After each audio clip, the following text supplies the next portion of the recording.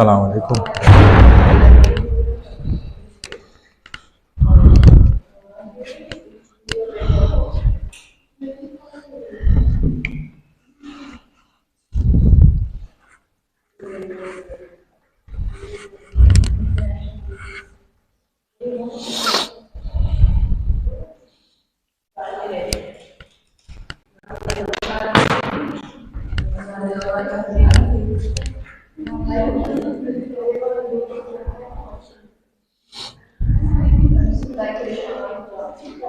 वालेकुम सलाम जी, आज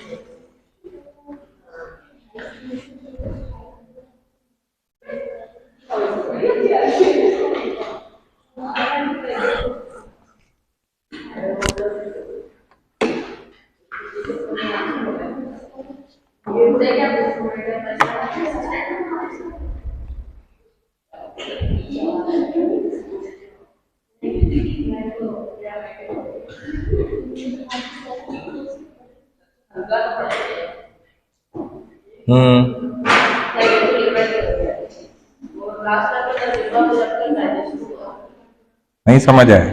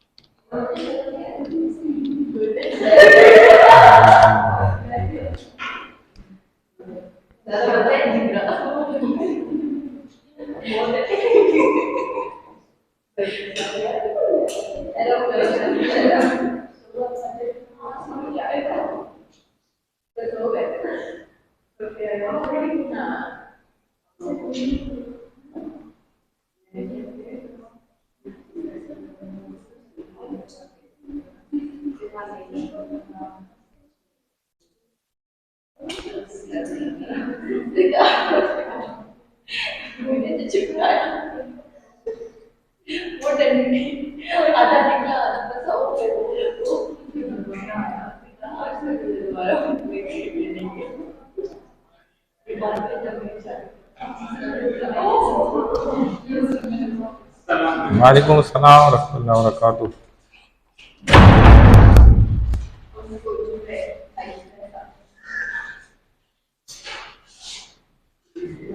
तो एड्रेस ही नहीं खुल रहा।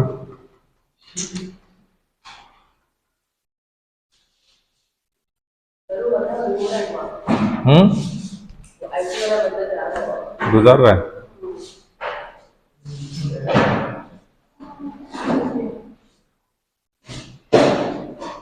अभी मैं वहां से होकर तो आया था, कोई भी नहीं था। ये अभी आया होगा या इधर उधर गया हुआ होगा।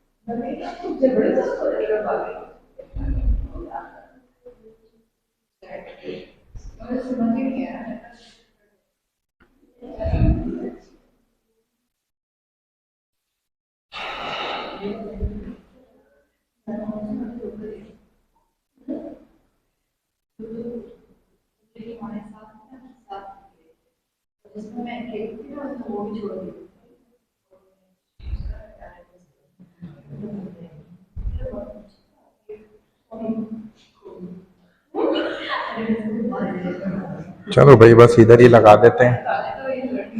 अलीना अजहर, अली राविश, अक्सा तालपुर, अतीका आतिका फ़हीम, बीबी अनम जहरा नहीं है, हम्माद अहमद, हम्माद, हमजा मुश्ताक, लाइबा सईद जलबानी, लाइबा, लाइबा अब्दुल वाहिद, मदीहा, मरियम आमिर, अच्छा, महविश भट्टी, मोहम्मद मुंतज़िर, रिदा फातिमा, रुबीना माहर, सारा आसिफ, सारा महबूब, सैयद हुज़ैफ़ा, तैबा ताहिर नहीं है। तो आपका क्या नाम है? हाँ वही तो, क्यों नहीं आया? अभी है ही नहीं ना कोई। मैं ये तो बता रहा हूँ, अभी वहीं से आया हूँ मैं, कोई भी नहीं था। अभी जाने का फायदा नहीं है, बाद में पूछ लेना। रजिस्ट्रेशन क्यों नहीं हुई भाई? और तो नहीं कोई बैठा हुआ जिसका नाम नहीं था बाकी का? हाँ वो इधर इधर नहीं रजिस्टर्ड हुआ ना, बीवी पर। ब्लैक बोर्ड पे रजिस्टर होना चाहिए। ये शायद इसकी रोशनी भी हो। ब्राइटनेस कहाँ से तेज होगी? कहाँ से होगी? नहीं इसकी नहीं तेज होगी ब्राइटनेस। डेस्कटॉप पे ऑप्शन नहीं होता यहाँ?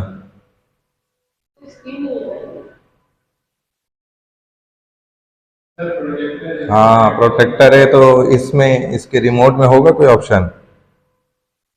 ये ना हो हम छेड़ें तो वो और ही कुछ हो जाए।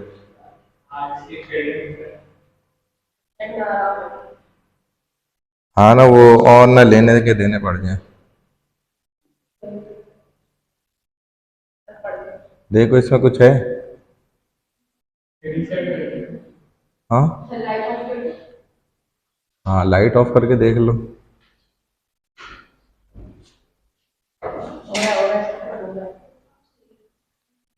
ये वाला सही है?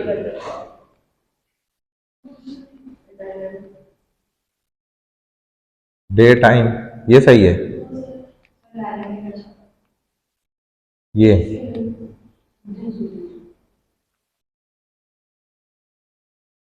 बस सही है।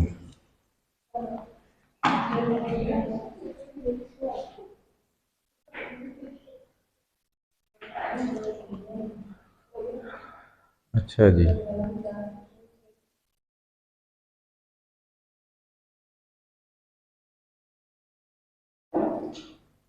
हाँ हाँ, हम लेक्चर्स पे आए थे ना। रिबा थोड़ा सा रह गया था, इसको कंटिन्यू कर लेते हैं। अल्हम्दुलिल्लाह वहदा वस्सलातु वस्सलामु अला मन ला नबिय्य बअदा, बिस्मिल्लाहिर रहमानिर रहीम। लेकिन रिबा मैंने बताया था सूद को कहा जाता है।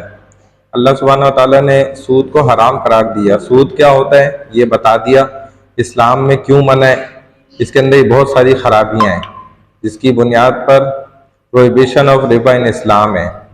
फिर आगे हम चले तो रिबा बैंकारी के निज़ाम में, ये जितना भी कन्वेंशनल बैंकिंग का निज़ाम है वो सारा बेस करता है रिबा के ऊपर।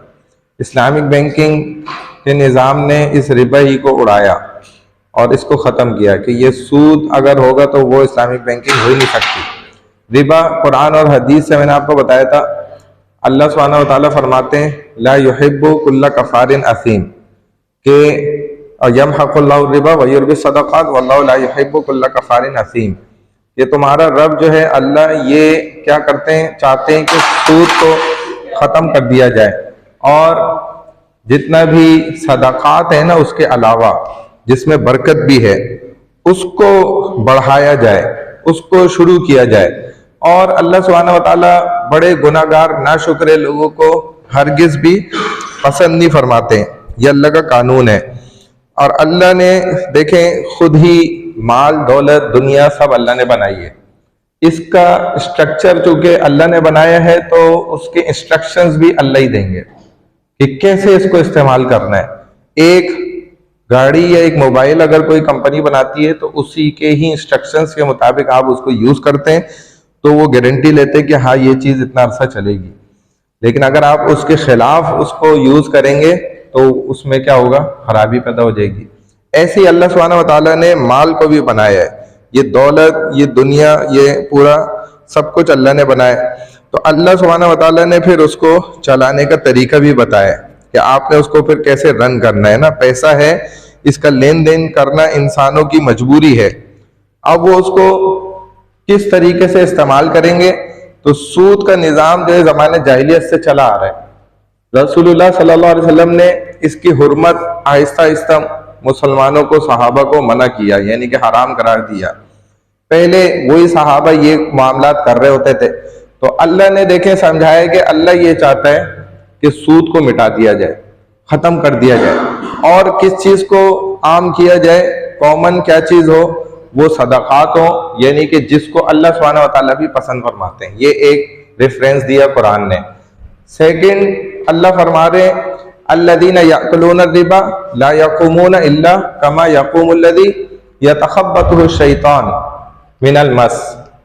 क्या कहते हैं, अल्लाह कहते हैं कि देखो वो जो सूद खाते हैं ना, क़यामत के दिन वो खड़े भी नहीं हो सकेंगे। हालांकि अल्लाह सुब्हानहू व तआला के सामने जो है बंदे को खड़ा होना पड़ेगा। अल्लाह ने कुरान में खुद कहा है अगर एक इंसान का जिंदगी मौत का फैसला होना है और वो किसी अदालत के अंदर उसको ले जाया जा रहा है और वो अपने पैरों पे नहीं खड़ा हो पा रहा, उसको घसीट के जो है वो शुरते पुलिस वाले जो है लेकर जा रहे हैं, तो ये एक अजीब सा मंजर होता है।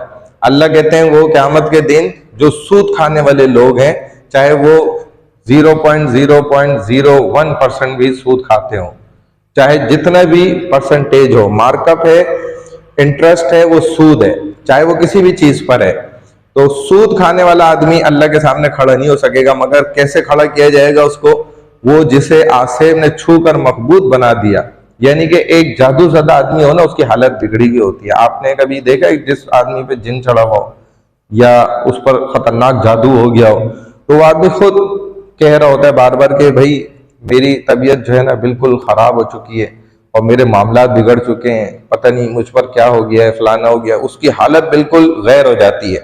तो यही अल्लाह कह रहे हैं कि जैसे अगर तुमने कोई ऐसा देखा हो ना, या फिर किसी को कोई जानवर काट ले, जैसे कुत्ता किसी इंसान को काट ले, फिर उसकी जो हालत होती है अगर उसको इंजेक्शन ना लगे तो जो उसकी हालत हो जाती है, बिल्कुल बेईनी ही अल्लाह उसी की मिसाल दे रहे हैं कि वो मखबूत बनाकर आसेब ज़दा खड़ा किया जाएगा, यानी कि उसको हर कोई देख रहा होगा, उसकी हालत ही खराब होगी बिल्कुल।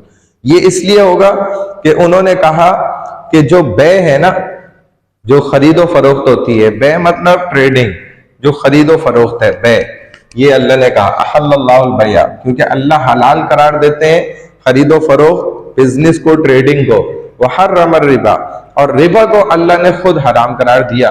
तो वो लोग क्या कहते थे, वो कहते थे कि भाई बै जो है बिजनेस, खरीदो फरोख्त, ट्रेडिंग करना, ये भी तो फिर सूद ही की तरह है, बिल्कुल सेम एज इट इज। क्या है, ये भी तो रिबा है और अल्लाह ने इसको हलाल कर दिया और सूद को हराम कर दिया।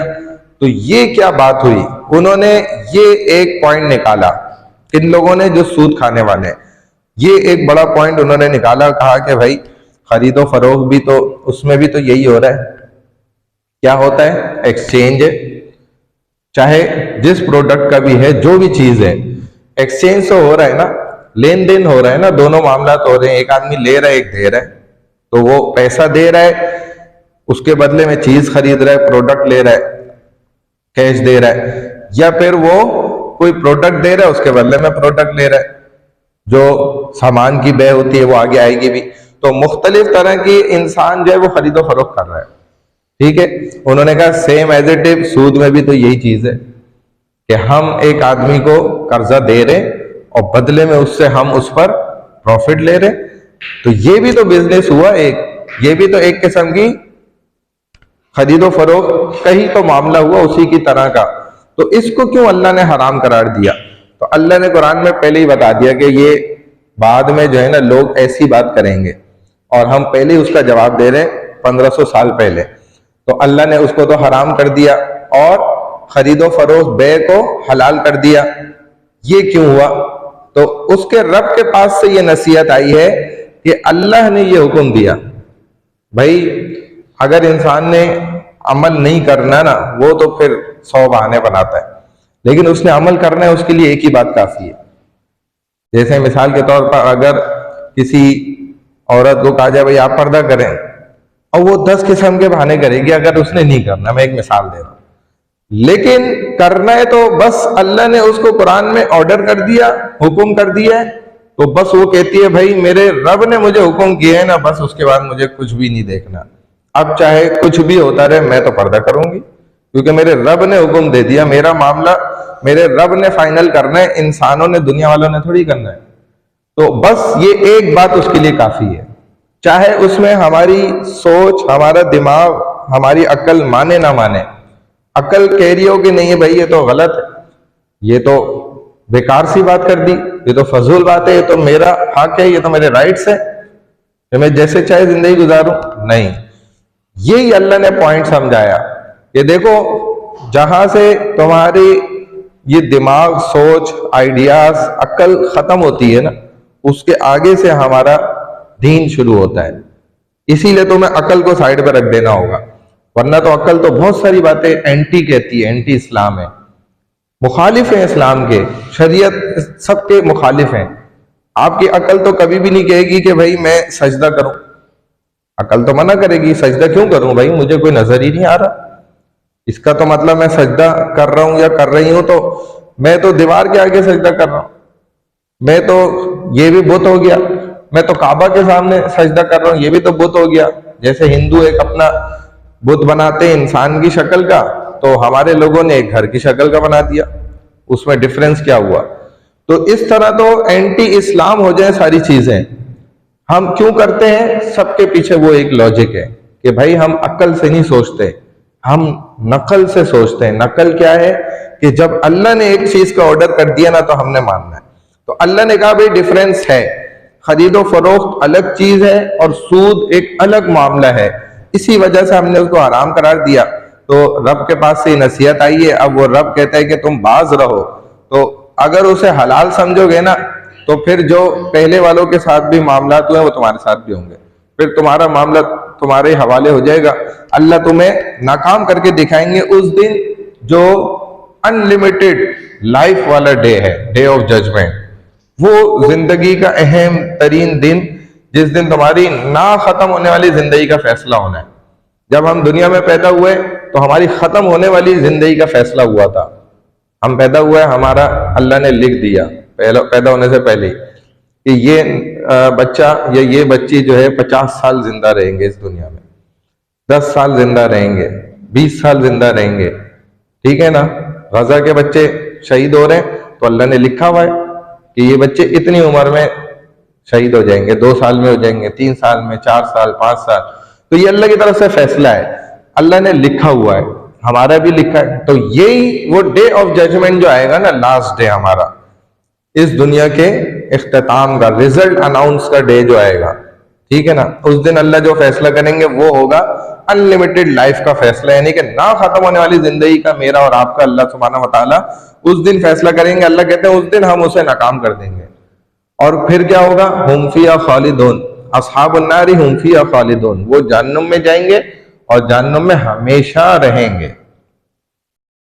अभी तक देखो ये सवाल है कि भाई हम तो मुसलमान हैं, हमने तो सुना है अपने स्कॉलर्स उलमा से कि जो मुसलमान है वो हमेशा जहन्नुम में नहीं जाएगा। जहन्नम तो 8 तबकात में से एक लास्ट लोअर तबका है, वो वाहिद ऐसा मकाम है, जगह है, तबका जिसको अल्लाह सुब्हानहू व तआला खत्म कर देंगे। एक वक्त आएगा जहन्नम खत्म कर दी जाएगी और बाकी 7 लेवल्स जो है ना जहन्नम के, वो अनलिमिटेड तक लाइफ तक बरकरार रहेंगे। ये एक वाहिद तबका होगा जैसे मुसलमान जाएंगे सिर्फ, और इसको अल्लाह एक वक्त आएगा खत्म कर देंगे। तो ये अल्लाह डांटते हुए ऐसी बात कह रहे हैं। डांटता है ना, जब बंदा, वालिद भी अपने बच्चे को डांटता है, तो अल्लाह भी अपने बंदों को डांट कर बात बातें डराने के लिए सख्ती से बोलते हैं कि फिर कभी भी तुम्हें चीज नहीं दिलाऊंगा। बच्चे को वालिद बोलते हैं, लेकिन फिर चीज दिला रहे होते हैं, बोलते हैं ना इस तरह की बातें। फिर मैं तुमसे कभी बात नहीं करूंगा, लेकिन फिर वो 2-4 दिन बाद नाराजगी खत्म और बात हो रही होती है। तो अल्लाह भी डराने के लिए अपने बंदे को ऐसे कहते हैं। सेकंड रेफरेंस था। थर्ड रेफरेंस, या अय्युहल्लज़ीना आमनू ला ताकुलुर रिबा ज़अफ़न मुज़अफ़ा, कि ए ईमान वालो, हरगिज भी रिबा को ना डबल करके मत खाओ, यानी कि दुगना। ठीक है, अगर मिसाल के तौर पर तुमने 1000 रुपया कर्जा दिया, अब तुम उसको कहते हो भाई मैं आपसे जो है ना 1000 दे रहा हूं, अब मैं रिटर्न में 2000 लूंगा, तो ये क्या हो गया? डबलिंग हो गया, डबल हो गया। ठीक है ना, 100% हो गया उसका। तो अब अल्लाह मना कर रहे हैं, भाई जो सूद दे रहे हो, ले रहे हो उनसे, कर्जा दे रहे हो, सूद ले रहे हो, तो इसको डबल करके मत खाओ। वत्तकुल्लाह लअल्लकुम तुफ्लिहून, और अल्लाह से डरते रहो, शायद उम्मीद है कि तुम कामयाब हो जाओ। तो अब इस आयत से तो आपको सिर्फ क्या बात समझ आ रही है कि इसका मतलब है अल्लाह सुब्हानहू व तआला सिंगल सूद खाने की परमिशन दे रहे हैं, या ट्रिपल सूद खाने की भी दे रहे हैं, या उससे भी ज्यादा। इसका ये मतलब समझ में आ रहा है ना? अल्लाह क्या कह रहे हैं सिर्फ कि भाई डबल सूद मत खाओ, तो ये अल्लाह हम सिंगल खा लें, इसका मतलब है। यानी कि अगर मैंने 1000 रुपए दिए तो 500 रुपए में सूद ले सकता हूं, या 1500 ले सकता हूं, नहीं है ना ऐसा। ये क्या है इस बात का मतलब? इस आयत का मतलब ये है कि अल्लाह समझाने के लिए, जैसे बंदा भी ऐसा बोलता है ना बहुत से मामलात के अंदर, कि दोबारा तुम ऐसा करोगे तो ऐसा हो जाएगा, फिर मैं ये करूंगा, दोबारा कह रहा होता है। इसका मतलब है कि अभी कर लो। इसका तो ये मतलब नहीं होता ना। वालिद या यूनिवर्सिटी वाले बोलते हैं कि भाई आपने अगर दोबारा ऐसा किया ना तो आपको यूनिवर्सिटी से निकाल दिया जाएगा। तो आप कहते चलो सही, दोबारा का मतलब कि आइंदा ना, अभी तो मैं कर लेता हूँ, आज तो मुझे छूट है, आज मैं जितना चाहे कर लूँ।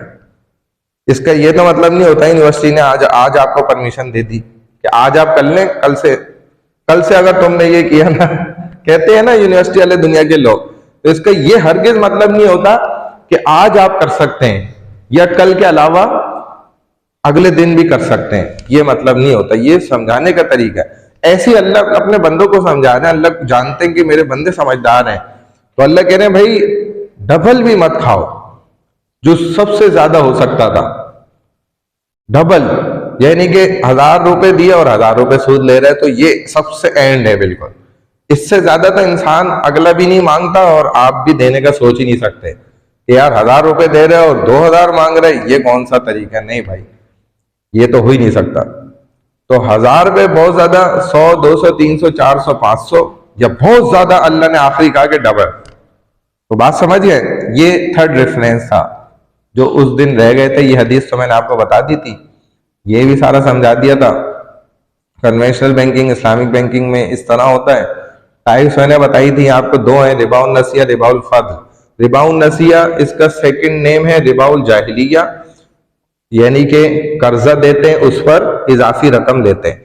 रिबाउल फदल इसका दूसरा सेकंड नेम क्या है? रिबाउल बै, यानी कि खरीदो फरोख्त की, बिजनेस की का सूद, जिसके अंदर हम क्या कर रहे थे कि प्रोडक्ट एक्सचेंज कर रहे थे, और उस पर हम 3 रिक्वायरमेंट्स लगा रहे थे। अगर वो फुलफिल है तो सूद रिबा इंप्लीमेंट नहीं होगा, अदरवाइज इंप्लीमेंट हो जाएगा। एक भी रिक्वायरमेंट अगर उसमें से नहीं पाई गई तो वो क्या होगा? इसीलिए उस रिबाउल, इट इज ऑल्सो कॉल्ड रिबाउल जाहिलिया, रिबाउल नसिया जो मैंने बताया। और सेकंड वाला रिबाउल फदल, it is also called known as रिबाउल बै, यानी कि खरीदो फरोख्त की भी सूद, खरीदो फरोख्त का सूद, जिस पर हम any consideration resulting from a sale of goods, कोई भी विदाउट एनी कंसिडरेशन, ठीक है ना, और उसमें कोई मेहनत नहीं होती है। जबकि इसके अलावा जब हम बिजनेस कर रहे होते हैं तो उसमें और रिबा के अंदर बहुत सारे डिफरेंसेस हैं, वो आगे आ रहे हैं, तो वो आपको पता चल जाएंगे क्यों फिर सूद को अल्लाह ने अलग कहा और बै यानी कि बिजनेस ट्रेडिंग को बिल्कुल डिफरेंट कहा। Any difference in value or quality should be ignored and the commodities should be exchanged in equal weight and value instead of a direct exchange of commodities of the same kind.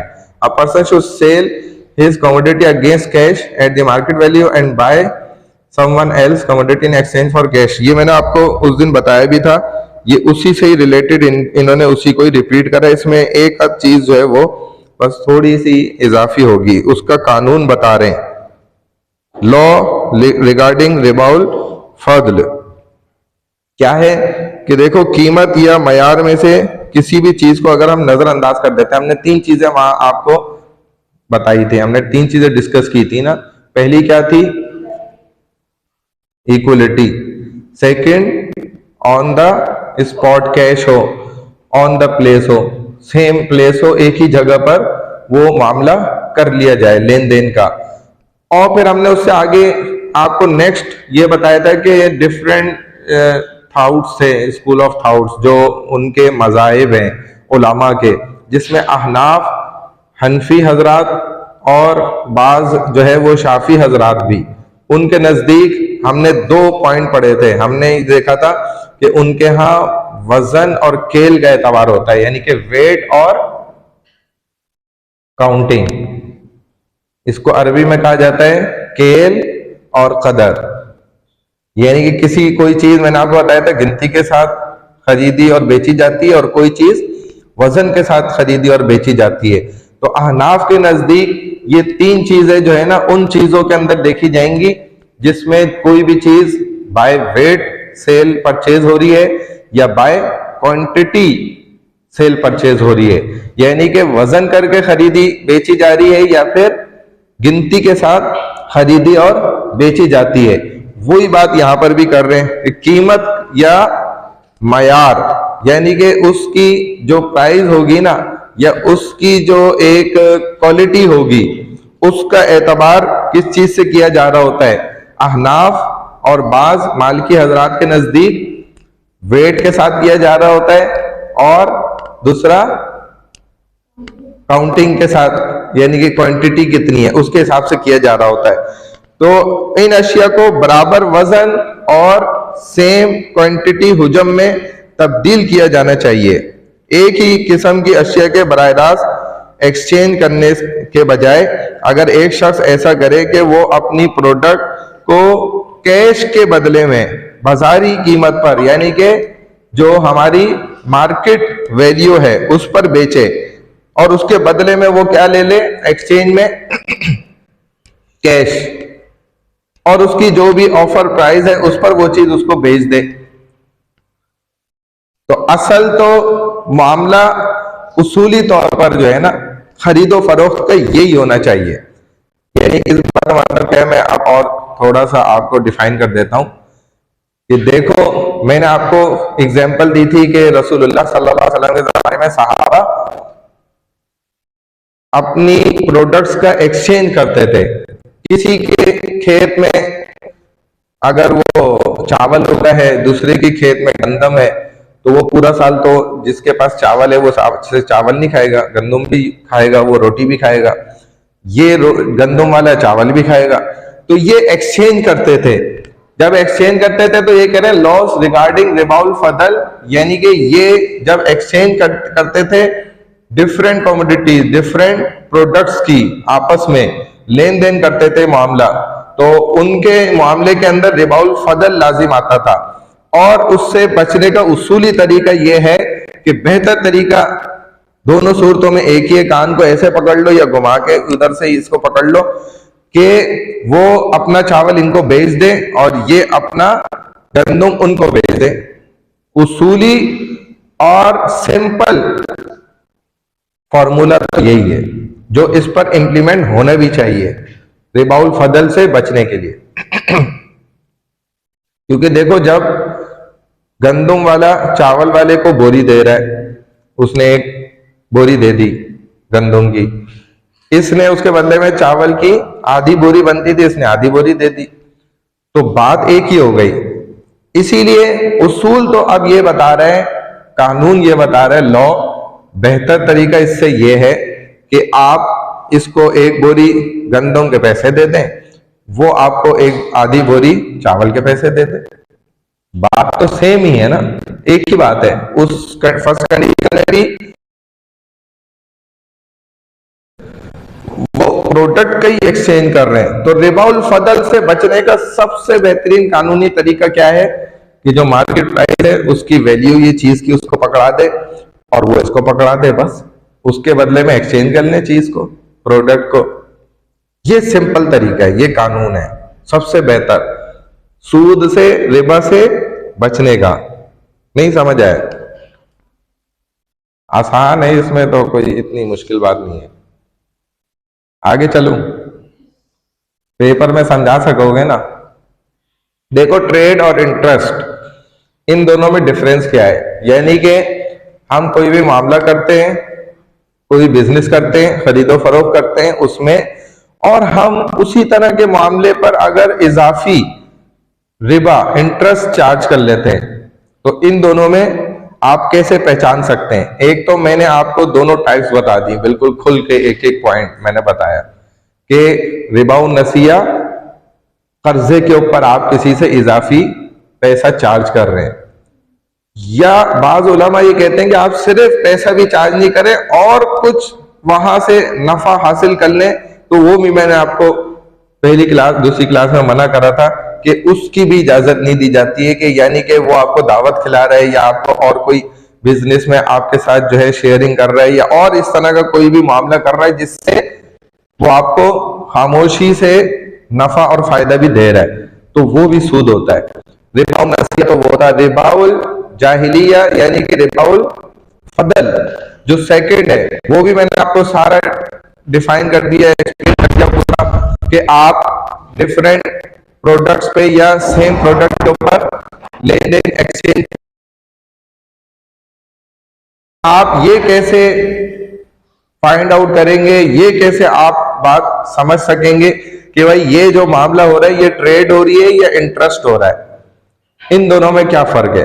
तो अगर देखें, आप trading कर रहे हैं, आप business कर रहे हैं, उस मामले के अंदर क्या होगा कि आपकी भी मेहनत होगी, आपको लॉस और प्रॉफिट दोनों होगा, दोनों का आपको क्या होगा? खदशा होगा, डर होगा कि भाई नुकसान भी हो सकता है और खुशी भी होगी कि भाई प्रॉफिट भी हो सकता है।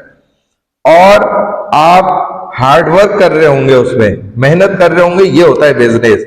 आप मेहनत भी कर रहे होंगे उसके अंदर, बगैर मेहनत के नहीं, आपको सिर्फ और सिर्फ टोटली प्रॉफिट मिल रहा होगा और नो लॉस होगा। तो अगर ऐसी दो शराइत मौजूद हैं कम से कम, तो इसका मतलब है कि आप वाकई ट्रेडिंग कर रहे हैं, बिजनेस कर रहे हैं। और अगर ये शराइत ये नहीं है, मिसाल के तौर पर मैं ऐसा कोई मामला कर रहा हूं, उसके अंदर मैं इन्वेस्टमेंट तो कर रहा हूं लेकिन मेरी कोई भी मेहनत नहीं है, मैं कोई हार्ड वर्क नहीं कर रहा, कोई मेरी मेहनत नहीं उसमें लग रही, ना मुझे कहीं जाने की जरूरत पेश आ रही है उस मामले को करने के लिए, बैठे बैठे वो मामला कर रहा हूं और उसके अंदर कोई भी लॉस नहीं है, भले फिक्स प्रॉफिट भी ना हो। ये एक गलत पॉइंट जो है वो हमारे लोगों के जहन में आ गया है कि भाई सूद वो होता है जो फिक्स्ड होता है। सूद जरूरी नहीं है, क्योंकि सूद में भी आपको नुकसान भी होता है बाज दफा और फायदा भी होता है सूद के अंदर। मिसाल के तौर पर आपने 1 लाख रुपया किसी के पास इन्वेस्ट किया है विद रिबा, सूद के साथ, तो आपने उस पर अपना सूद जो उसके साथ म्यूचुअल अंडरस्टैंडिंग से तय करा, परसेंटेज वाइज तय करा कि भाई जो भी फायदा हो रहा होगा उसका 10% मुझे मिलेगा।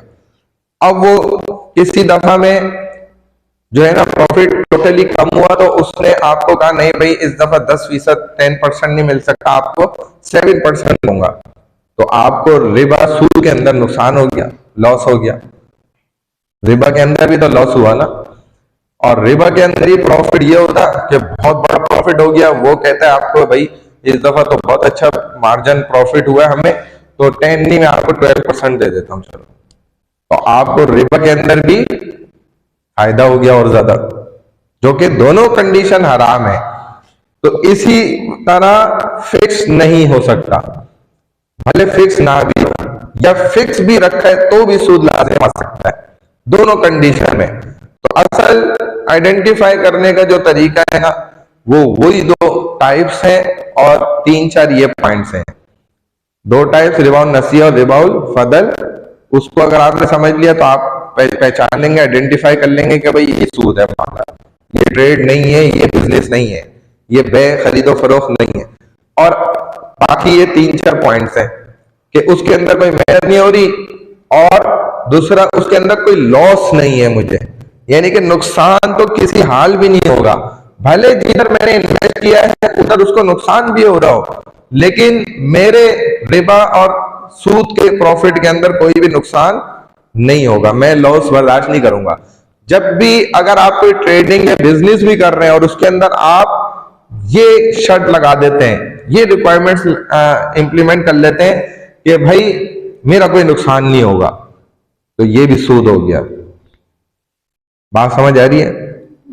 अगर कोई भी इंसान इस इरादे से, इस इंटेंशन नियत के साथ भी बिजनेस करता है कि नहीं भाई लॉस तो हो ही नहीं सकता, लॉस होगा ही नहीं, बर्दाश्त ही नहीं कर सकता हम लॉस, तो इसका मतलब वो भी जो बिजनेस या ट्रेडिंग कर रहा है ना, वो ऑटोमेटिकली इंटरेस्ट रिबा बन जाएगा।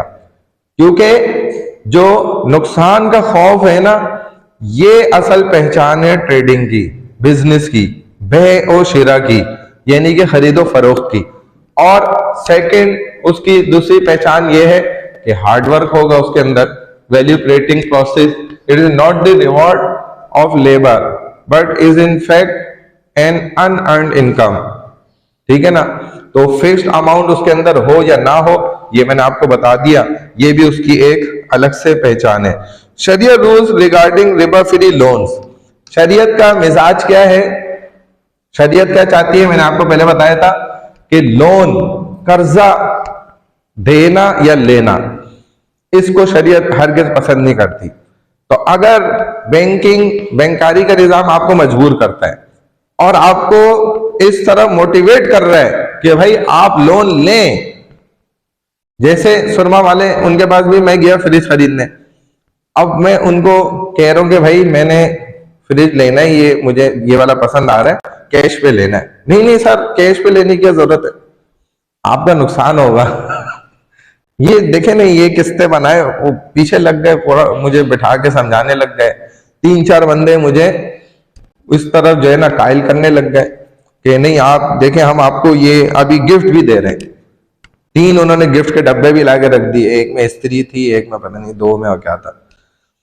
तो वो कह रहे नहीं आप ये इंस्टॉलमेंट्स पे लें, कितनी इंस्टॉलमेंट्स बना रहे थे, और वो इंस्टॉलमेंट्स में जाहिर है वो जो 55,000 रुपए वाला फ्रिज था वो 1,05,000 रुपए पहुंच रहा था, और मेरे पास जेब में 60-70 हजार पड़े हुए। तो मैंने उनको कहा भाई सीधी बात है, आपने देना है कैश पे या मैं जाऊं उठकर।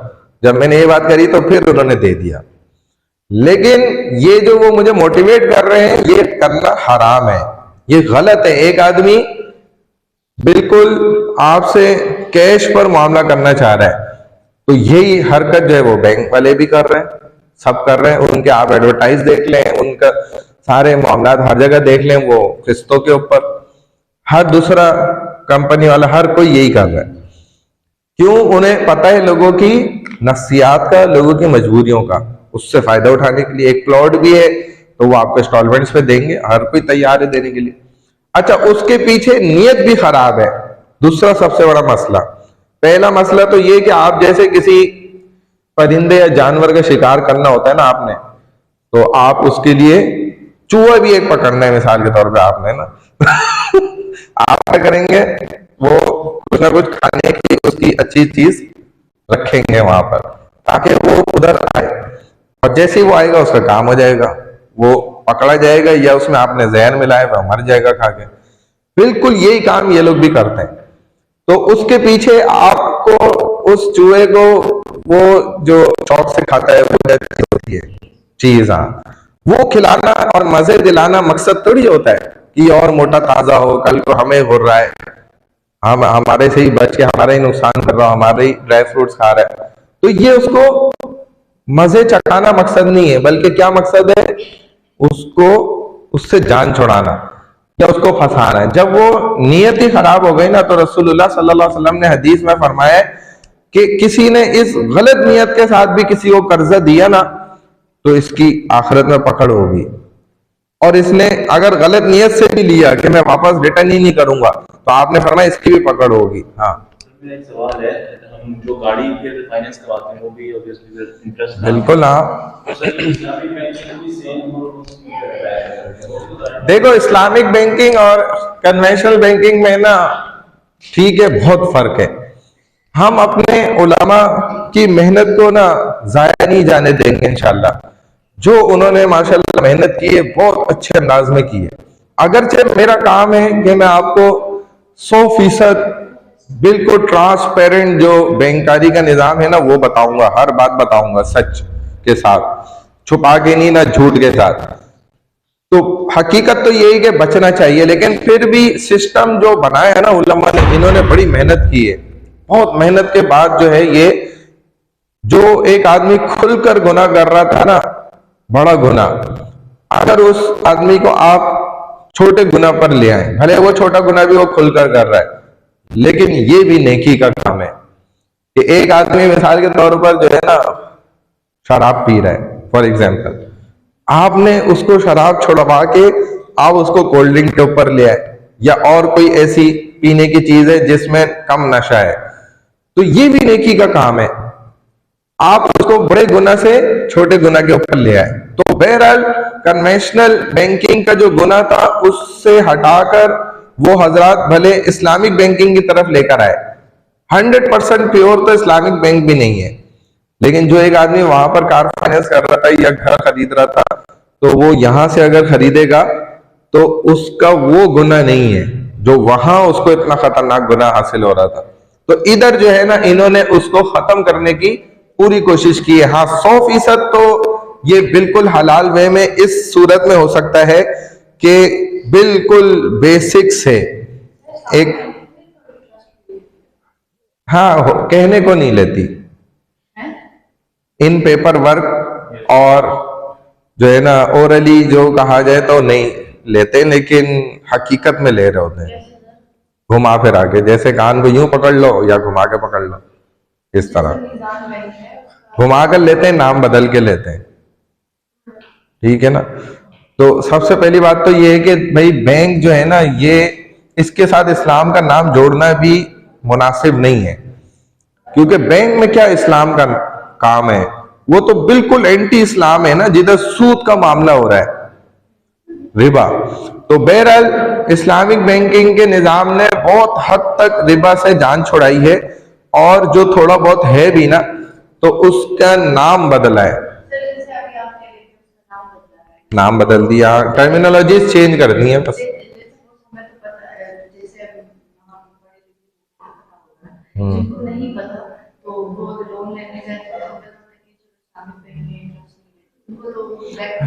बस यही तो बात है, इसीलिए उनको, हाँ, इसीलिए उनको पहले उलमा से मशवरा करना चाहिए, ये जरूरी है। हाँ, गुना है, लेकिन बड़ा और छोटे गुना की बात हो रही है बस। एक गुना बड़ा है, एक छोटा है, ठीक है ना। तो बड़े गुना से छोटे गुना पे भी किसी को लेकर आना, ये भी नेकी का काम है, ये भी कमाल का काम है। किसी आदमी को आप बहुत गलत काम से छोटे गलत काम पर लेकर आ जाए, तो ये भी नेकी है, इसको कोई भी नहीं कहेगा कि ये आपने गलत किया। क्योंकि जो आदमी नशे का आदी होता है ना, एकदम नशा थोड़ी उसका छुड़ा दिया जाता है, आहिस्ता आहिस्ता डोज कम किया जाता है उसका, फिर एक वक्त आता है वो बर्दाश्त कर जाता है, छूट जाता है, वो छोड़ देता है। तो एकदम आप किसी को बोलेंगे ना कि एकदम भाई तुम बस यूनिवर्सिटी छोड़ दो, वो थोड़ी छोड़ सकते तो आदत हो गई है ना उसको, तो आ रहा है यूनिवर्सिटी में, दोस्त है, मिलना जुलना सब कुछ है। The loan may be in any form, that is in cash और in commodity, it may be big और small, it may be for the personal needs of the debtor और फॉर पर्पस ऑफ बिजनेस। तो शरीयत rule regarding रिबा free loan, मैं आप ये बात बता रहा हूं कि शरीयत ये मोटिवेट करती है कि भाई आप कर्जा दे अगर किसी को तो अच्छी नीयत के साथ। अगर ऐसा वक्त आ जाए वो मकरूज आदमी मजबूर हो गया, अब वो आपको रिटर्न ही नहीं कर पा रहा, तो शरीयत कहती है कि आप पहले से इस सोच के साथ दें कि मैं इसको माफ कर दूंगा, नहीं दे पा रहा आप माफ कर दें। तो यहां तो ऐसा होता ही नहीं है। शरीयत का तो यही कानून है, अगर आप किसी को कर्ज देना चाहते हैं तो आप इस नियत के साथ दें, अदरवाइज आप कर्जा ना दें। शरीयत खुद यही कहती है। और ऐसा ही रसूलुल्लाह सल्लल्लाहु अलैहि वसल्लम के जमाने में भी वो होता रहा कि कर्जा देने वाला अच्छी नियत से कर्जा देता था, लेने वाला भी अच्छी नियत से लेता था कि मैं रिटर्न करूंगा, देने वाला भी इस नियत से देता था कि ये अगर नहीं भी दे पाएगा ना मेरा भाई तो मैं इसको माफ कर दूंगा, ठीक है, ऐसी नियत से देता था। अब वो नियत तो है ही नहीं, इसीलिए कर्जा देना अजर और सवाब का अमल है, ये एक इबादत है। लेकिन अब नहीं है। अब अगर कोई बिल्कुल भी है नहीं, उसी तरह से किसी को लोन देता है उसी नियत के साथ और उसको परेशान भी नहीं करता, तो ठीक है, उसको अजर सवाब हासिल होगा। लेकिन अगर इन की तरह से वो लोन दे रहा है, जैसे हमारे यहाँ जो निजाम है कायम, वो जिस नियत के साथ लोन दे रहे हैं लोगों को फंसाने के लिए, फिर उनको फंसाकर परेशान करने के लिए, फिर रिकवरी में और उनके इज्जत नफ्स को पामाल करने के लिए, पता नहीं क्या क्या इसमें खराबी है। तो अगर इस नियत से उसने कर्जा दिया है तो इसमें उसको अजर और सवाब नहीं मिलेगा, गुनाह जरूर मिलेगा, उसकी पकड़ होगी आखिरत के अंदर। यही बात यहाँ पे समझे। अकॉर्डिंग टू हदीस, whoever takes a loan with an intention of not returning it is a theft। Thief बोलते हो, थेफ बोलते हो उसको, वो तो चोर हो गया ना, फिर चोरी करने वाला है, उसने पहले से ही चोरी की नियत कर ली है। और यही नियत करके और लोन के लिए किसी को आपने मोटिवेट नहीं करना है कि भाई आप कर्जा ले लें, इसी में आपकी खैर है, बल्कि कर्जे से हत्तुल इम्कान लास्ट मोमेंट तक आपको बचना है कि भाई मैं कोई ऐसी हालत ना आ जाए कि मैं कर्जा लेने पे मजबूर हो जाऊं, मुझ पे ऐसी हालत ही ना आए। इसीलिए अल्लाह से पहले ही पनाह मांगता रहे। A debtor is eligible for zakah for discharging the burden of his debt. Here are some of the duties of debtor and creditor in Islam। अब ये आपको कुछ ऐसी उनकी जो है ना निशानियां भी बता रहे हैं आगे कि जिन सूरत के अंदर ही शुड, यही है ना a debtor, सही। अच्छा, duties of the creditors in Islam, उनकी जो कर्जा देने वाले हैं और कर्जा लेने वाले हैं, मैंने ये सारे पॉइंट आपको यहाँ पे बता दिए पिछले स्लाइड्स के अंदर ही, इसीलिए इसको आप खुद ही देख लेना कि अगर ऐसी भी कंडीशन आ जाती है कि वो कर्जा नहीं दे पा रहा है ना तो उसको माफ कर दें। और सेकेंडली ये कि जक़ात भी फिर मकरूज आदमी को देना इसीलिए जायज है। मसारिफ जक़ात, 8 डिपार्ट्स ऑफ रेसिपेंट्स ऑफ जक़ात जो है, जिनको अरबिक में मसारिफ ज़कात कहा जाता है, कुरान ने उनको जिक्र किया है। वो कितने हैं? 8 हैं, 8 किस्में उनकी। और वो क्या है? इन्नमा सदक़ातु लिल फुक़राई वल मसाकीन वल आमिलीन अलैहा वल मुअल्लफ़ति क़ुलूबुहुम व फ़िर रिक़ाब वल गारिमीना व फ़ी सबीलिल्लाहि और वब्नि सबील। ये 8 है। इनके अंदर अल्लाह ताला ने इस मकरूज आदमी का भी जिक्र किया है कि अगर कोई कर्ज के बोझ में इतना दब गया वो कर्ज ही नहीं दे पा रहा, तो इस्लाम शरीयत ये कहती है कि अगर आपने ज़कात अपनी देनी है ना 30% किसी ने, तो इसको दे दे, ये अपना कर्ज उसको अदा करके अपनी जान छुड़ा ले। यानी कि ऐसे मकरूज आदमी को भी ज़कात देना जायज है। वो इसी वजह से इजाजत दी है शरीयत ने, ताकि कोई भी मुसलमान मकरूज ना रहे। रसूलुल्लाह सल्लल्लाहु अलैहि वसल्लम नमाज जनाजा नहीं पढ़ाते थे उन सहाबा की जो मकरूज मर जाते थे, इंतकाल कर जाते थे। तो नबी अलैहिस्सलाम नमाज जनाजा जब रखा जाता था तो आकर आप पूछते थे पहले कि ये बताओ कि इन्होंने किसी का पैसा तो नहीं लिया माल, तो वो बताते थे हाँ यार रसूलुल्लाह ये तो मकरूज है, इन्होंने फलाने साहबी से इतना दराहिम लिए थे या दिनार लिए थे। तो नबी अलैहिस्सलाम मना कर देते थे कि मैं इनका नमाज जनाजा नहीं पढ़ा था, आप लोग पढ़ लें, क्योंकि आप नापसंद करते थे कि ये कर्ज लेके अदा करके क्यों नहीं मरे, बगैर कर्जा अदा करे कैसे दुनिया से चले गए। तो इस पर आप अलैहिस्सलाम नाराज होते थे। यानी कि नबी अलैहिस्सलाम ने साफ जाहिर किया अपने अमल से, एक्शन से, कि ये अमल बिल्कुल गलत है, मेरे नजदीक नापसंदीदा है। इसीलिए, और नबी अलैहिस्सलाम ने अगर अपनी जिंदगी में 1 या 2 दफा मजबूरन कर्जा लिया है, तो वो रात आपको नींद भी नहीं आ रही थी, तो हजरत आयशा रजी अल्लाह तआला अन्हा ने पूछा तो आपने फरमाया कि मैं इस वजह से नींद नहीं आ रही, नींद ही उड़ गई। तो कर्जे का बोझ ऐसा खतरनाक है, इसको नबी अलैहिस्सलाम ने पसंद नहीं फरमाया कि कोई भी मेरा सहाबी या मुसलमान किसी से कर्जा ले, और वो अच्छा अमल नहीं है, कर्ज लेना मुनासिब नहीं है। यही तो ना, नबी अलैहिस्सलाम ने ये तालीमात हमें इसीलिए समझाई कि फिर जब कर्जा अगर लिए मजबूरी में, तो वो वसीयत में लिख कर जाए, इसको रिटर्न, अपनी वसीयत हर इंसान अपने पास लिख कर रखे। ये भी शरीयत का एक हुक्म है, क्योंकि हमें मौत का नहीं पता, हर एक की मौत सडन ही है, कोई किसी की मौत कभी भी बताकर तो नहीं आई कि वो पहले आके आपको बता दे फरिश्ता कि भाई कल जो है ना आप जा रहे हैं, आप इंतजाम कर लें, अपने सारे जो पेंडिंग काम रह गए सारे निपटा लें। ऐसा होता है? नहीं होता ना कभी भी। अल्लाह वालों के साथ ऐसा हुआ है, वो जिनको आप कहते हैं ना एग्जेम्पशंस हैं, वो बिल्कुल मुस्तस्ना वाकयात हैं कि वो अल्लाह वाले इतने नेक होते हैं, उनको पता चल जाता है पहले ही, तो वो अपने सारे मामला निपटा के तैयारी से चले जाते हैं। लेकिन हमारे तो साथ वो मामला नहीं है ना, हमारी तो हर एक की मौत एक अचानक ही है, बगैर बताए। तो इसीलिए हुक्म किया नबी अलैहि सलाम ने कि आप अपनी वसीयत पहले से लिख कर रखे, भाई मैंने फलाने से 10,000 रुपए कर्जा लिया हुआ है, अगर मैं मर जाऊं तो सबसे पहले मेरे माल में से, पैसे में से उसका कर्जा अदा किया जाए, और मरने वाले की सबसे पहले जो खर्चा उसके माल में से इस्तेमाल किया जाता है ना, सबसे पहले उसकी तजहीज़ व तकफीन की जाती है, यानी उसके कफन, नमाज जनाजा, गुस्ल और उसके दफनाने तक का जो खर्चा है। उसके बाद दूसरे नंबर पे जो उसके पीछे कर्ज रह गए, जिन जिन से उन्होंने कर्जा लिया था उसके माल से, वो उनके कर्जे दिए जाएंगे।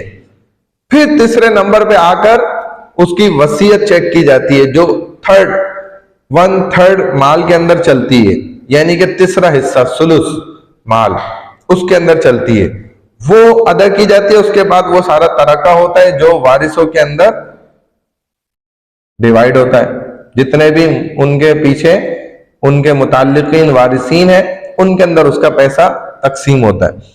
बैतुल माल का रोल क्या है? रियासत के जो इंतजामात होते हैं ना, जितना भी सारा कुछ उसका मामलात का देखभाल होती है, ये अवामी जो अवाम का पैसा होता है उसको जिस जगह पे रखा जाता है वो एक खजाना कहलाता है, उसको बैतुल माल कहते हैं।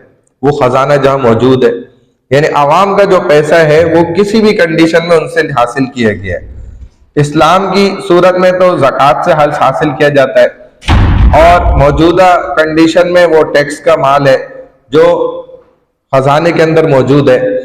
ये जहां पर मौजूद होता है ना पैसा, खजाना, इंसान तमाम उस रियासत के अफराद का, तो उस जगह को जो है बैतुल माल कहा जा रहा होता है, उस जगह को बैतुल माल कहते हैं, यानी कि माल का घर, जिधर मनी जो है, पैसा जो है वो इकट्ठा है, जमा किया गया है, और जो मुआशरे के हमारे जरूरतमंद लोग होते हैं उन पर उसको तकसीम किया जाता है, सही जगह उसको खर्च किया जाता है। और बैतुल माल के अंदर जरूरी भी ये नहीं है कि सारा का सारा माल जो है वो ज़कात का हो और ज़कात की ही मद में दिया जाए, ये भी जरूरी नहीं है। वहां पर बहुत सा पैसा ऐसा भी होता है जो लोगों ने रफ़ाए आमाल, यानी कि नेकी कमाने के लिए लोगों की मदद और इमदाद की खातिर जो है रखवा दिया होता है कि भाई मैं 1 करोड़ रुपया डोनेट कर रहा हूं, जो मुस्तहिकीन है और जरूरतमंद लोग हैं, आप उनकी जरूरतों को पूरा करें। तो मुख्तलिफ अंदाज में उनकी जरूरियात को पूरा किया जाता है, राशन की सूरत में, किसी की शादी कराने की सूरत में, किसी को जो है वो घर बना के दे देने की सूरत में, किसी को जो है वो कारोबार शुरू करा के उस कंडीशन में, किसी की कोई और जरूरत है उसको पूरा करके। तो ये बैतुल माल का एक पूरा रोल होता है जिसका काम यही होता है। और एक रोल ये भी होता है कि जो बाज लोग ऐसे हैं कि वो अपना बिजनेस शुरू करना चाहते हैं तो उनको कर्ज देने की सूरत में इसका एक हिस्सा बड़ा डिपार्ट ये भी है कि जो नौजवान ऐसे हैं कि वो बिजनेस स्टार्ट करना चाहते हैं और ये बैतुल माल उनको उसके लिए कर्ज फराहम कर देता है और उसके अंदर क्या करता है कि बहुत ज्यादा रियायत रखता है। यानी कि रियायत के एतबार से जैसे हमारे फेडरल गवर्नमेंट के अंदर पहले हुआ करता था, अब इस चीज को उन्होंने खत्म कर दिया, रिस्ट्रिक्शंस लग गई हैं।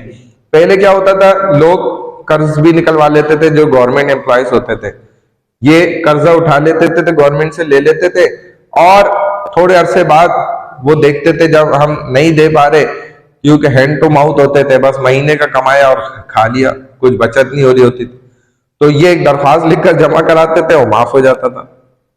जो इन्होंने 2, 4, 5 लाख कर्जा लिया होता था, लेकिन अब ऐसा नहीं होता।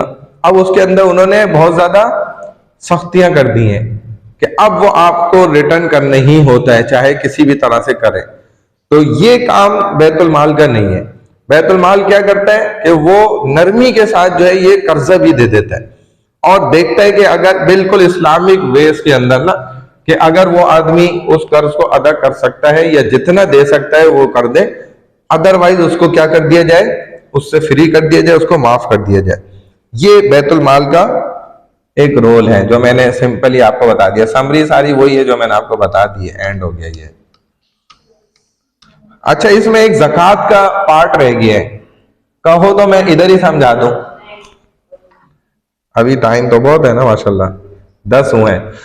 देखो, समझना अच्छी बात है ज़कात, क्योंकि अगर आपको खुद पता होगी तो अगर आप किसी इस्लामिक बैंकिंग के निज़ाम के साथ जुड़ते हैं, उसका हिस्सा बनते हैं या नहीं भी बनते, आपके पास पैसा तो आएगा ना, यह होगा, तो आप अपनी जिंदगी के फैसले भी तो उस पैसे के करोगे ना, तो उसमें ज़कात भी बहुत एक इंपॉर्टेंट रोल है। एक आदमी के पास इस वक्त भी 1,37,000 रुपये है तो ज़कात देनी है। अक्सर ज़कात नहीं दे रहे होते लोग, लड़कियां हैं वो आमतौर पे ज़कात नहीं दे रही होती हैं और उसको काउंट भी नहीं करती हैं, इसको समझती हैं कि बहुत आसान है, फिर जब वो सारा जेवर चोरी हो जाता है फिर रो रही होती है। ये बड़ा अजीब चक्कर है भाई। जब अल्लाह ने उसकी हिफाजत का जिम्मा इस कंडीशन में लिया है कि आप ज़कात पे करें ईयरली वाइज, हर चीज आपके पास जितना भी है, वही तो मैं बता रहा हूं ना कंडीशंस, कि आपको कैसे पता चलेगा कि आपके ऊपर ज़कात बनती है या नहीं बनती है, ये भी तो कैसे पता चलेगा। फादरिया नहीं, वो अपने माल के जिम्मेदार है, आप अपने माल के जिम्मेदार हैं। हाँ, लेकर दे दिया होता है ना, उसकी जान छोड़ गए, शौहर तो नहीं पहन रहा होता उठा के उन्होंने दे दिया ना, उसकी जान खत्म हो गई, अब वो उसकी जान लग गई बेचारी, वो जो उसकी बीवी है, अब उसने देना है, वो कहती है कि वो दे दिया करेगा, वो देता ही नहीं है, वो कहता है कि दो, मेरी चीज थोड़ी है, यही कानून है। ऐसे नहीं है तो ये तो है ना, इसको बेच के करे, इसमें से थोड़ा सा कुछ बेचे और अदा करे। अदा तो हर कंडीशन में करना है ना, क्योंकि वो लक्ष्मी इसकी थोड़ी है, वो लक्ष्मी तो उसकी अपनी है। जो हमारी लक्ष्मी हम उसको देखेंगे, आप दूसरे की लक्ष्मी के पीछे क्यों पड़ेंगे भाई। लक्ष्मी यानी कि माल, पैसा। तो इसमें जो है ना 5 कंडीशंस बनती हैं। सबसे पहले तुम्हें ये समझना चाहिए भाई, सेपरेटली जो है ना,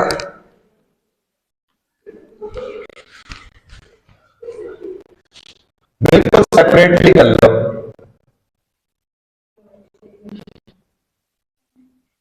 तो पहली कंडीशन में आपके पास गोल्ड आ जाता है, दूसरी कंडीशन में आपके पास जो है ना सिल्वर आ जाता है, और थर्ड कंडीशन में कैश आता है। हाँ, वाले देते तो बहुत अच्छी बात है, अगर कोई भी उनकी तरफ से कर रहा है तो पेड होता रहेगा, बंद तो नहीं हो रहा मुस्तकिल। अच्छा चलो छोड़ो, देख तो रहे ना। देखिए, हक तो यही है कि इसकी ऑनरशिप है ना, वही ज़कात पेड करेगा। ऑनरशिप आपकी नहीं है, आपके सरपरस्त कोई भी, वो अगर दे देते हैं तब भी अदा हो जाएगी। अदा करनी है, किसी भी कंडीशन में अदा होनी चाहिए, ये असल सूरत है। तो इसमें तीन चीजें होती हैं जो हमारे पास है, जिनमें ज़कात देखी जाती है ना, जिनके जरिए से हम ज़कात को काउंट करते हैं। काउंटेबल थिंग्स आर थ्री, ये तीनों है। सबसे पहले कैश, गोल्ड और सिल्वर, सोना और चांदी। इसके अलावा भी कुछ चीजें होती हैं, वो मैं इन शॉर्ट में अभी बता देता हूं। सबसे पहले आप देखते हैं, शरीयत ये कहती है कि अगर गोल्ड है ना आपका, सिर्फ और सिर्फ गोल्ड, यहां पर ये बात याद रखो, ओनली, सिर्फ अगर आपके पास गोल्ड होगा तो इस कंडीशन के अंदर कंप्लीट वो 7.5 तोला होना चाहिए। अगर ये कंप्लीट है तो ज़कात क्या हो जाएगी? बोलो भाई। हाँ, अप्लाई होगी, इम्प्लीमेंट हो जाएगी, या अप्लाई लिख लो, वो ज्यादा अच्छा है। समझ गए? सेकंड कंडीशन क्या होगी कि आपके पास सिर्फ और सिर्फ सिल्वर है, तो सिल्वर में काउंटिंग है 52.5 तोला। अगर 52.5 तोला ये कंप्लीट है आपके पास तो अप्लाई हो जाएगी, ज़कात देनी होगी। लेकिन ये याद रखो कि यहां पर सिर्फ और सिर्फ की बात चल रही है, यानी कि ओनली, अभी हम सिर्फ ये बात कर रहे हैं। अब तीसरा, किसी के पास अगर सिर्फ और सिर्फ कैश है, ओनली उसके पास क्या है? कैश है, तो इसको कैसे काउंट करते हो, ये चीज समझने की है। तो शरीयत का उसूल ये है कि इन दोनों में से, सोना और चांदी, गोल्ड और सिल्वर में से जो मिनिमम कैश रेशो होगा ना, उसको देखा जाएगा। जो सबसे कम वाली कीमत वाली चीज है, सबसे कम कीमत वाली जो चीज होगी ना सोना और चांदी में से, उसको आप देखेंगे। हमारे जमाने में क्या चीज सस्ती है? चांदी। पुराने जमाने में चांदी महंगी होती थी और सोना सस्ता होता था। लोग चांदी के बर्तन बनाते थे जैसे आज सोने के बना रहे। तो उनके जमाने के अंदर गोल्ड का हिसाब लगता था। पिछले जमाने की बातें, इस जमाने में नहीं। हमारे जमाने में इत्तेफाक ऐसा हुआ है कि गोल्ड हो गया है, सोना महंगा है और चांदी सस्ती हो गई। पहले जमाने में सोना सस्ता था। तो ये हालात बदलते रहते हैं। अगर अभी भी ऐसा हो जाए ना कि चांदी नायाब हो जाए और सोना आम हो जाए, तो फिर चांदी महंगी हो जाएगी और सोना क्या होगा? क्योंकि आप खुद ही देखते हैं, इसी तरह हमारे बाजार में ऐसा होता भी रहता है। वो चीज जिसके बारे में हम सोच नहीं सकते थे, तो वो आज इतनी महंगी भी मिल रही है, हम नहीं सोच सकते थे। पिछले लोगों को दिखा दो, वो वैसे बेचारे पागल हो जाए कि यार ये चीज ऐसे कैसे महंगी हुई, तो हम ऐसे ही उठा के फेंक देते थे, ये कैसे इतनी। अब ये पानी है, ये पैसों में मिलता ही नहीं था। पिछले दौर के लोग जानते हैं इस बात को, लेकिन आप देखें वो बिजनेस है, कारोबार है। तो कैश हम देखेंगे जो कम कीमत वाली चीज है, यानी कि चांदी। अब चांदी है 52.5 तोला, जो कि सस्ती। चांदी का तोला इस वक्त सस्ता है सोने के मुकाबले में। तो 52.5 तोला चांदी की हम प्राइस निकालेंगे, यानी कि पर तोला की प्राइस हमारे पास, फॉर एग्जाम्पल सपोज कर लो कि 1000 रुपीज है, हालांकि 2000 कुछ है, ठीक है। हम चलो फर्ज कर लेते हैं 1000 रुपए, हमने सपोज कर लिया। तो इस हिसाब से हो गया 52,500। जब आपने 1000 रुपए सपोज की तो कितना बन गया? 52,500। ये फिगर आ गए हमारे पास। आप एक्चुअल प्राइस जो टुडे है ना, इस वक्त की जो प्राइस है 2000 जितने भी हैं, उसको जब आप 52.5 से मल्टीप्लाई करेंगे, जो एक्चुअल आपके पास प्राइस आएगी वो मिनिमम कैश रेशो प्राइस होती है। यानी कि मैंने सपोज किया 52,500 रुपए, तो 52,500 रुपए यहां पर क्या हो जाएगी? मिनिमम कैश रेशो हो जाएगा। यानी कि अगर किसी के पास सिर्फ और सिर्फ इतने पैसे मौजूद है तो उस पर भी ज़कात फर्ज हो जाएगी, अप्लाई होगी। और अगर एक्चुअल प्राइस से निकालो तो वो 1,37,000 कुछ रुपए बन रहे हैं, जो एक्चुअल प्राइस है। ये तो मैंने सपोज किया समझाने के लिए। एक्चुअल प्राइस से बनाओ तो 1,37,000 कुछ 100 रुपए बन रहे हैं। वो अगर किसी के पास सिर्फ और सिर्फ है तो वो भी ज़कात देगा 2.5%। ये 3 बातें समझ गए? ये 3 बातें, 3 पॉइंट समझ आ गए, 1 2 3। अब इसमें 4th पॉइंट ये होता है कि आपके पास दोनों में से एक से ज्यादा चीजें हैं। जैसे आपके पास गोल्ड प्लस सिल्वर है,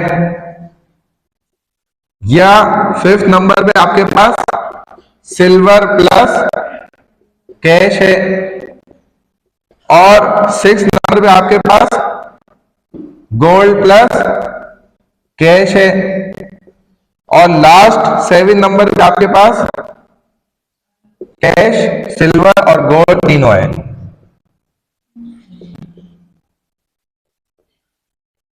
बात समझ आई? जब भी एक से ज्यादा चीजें आपके पास होंगी तो अब आप उनको मर्ज करेंगे, उनकी प्राइस को, यानी कि उनकी कीमत को आप एडिशन करेंगे, जमा करेंगे।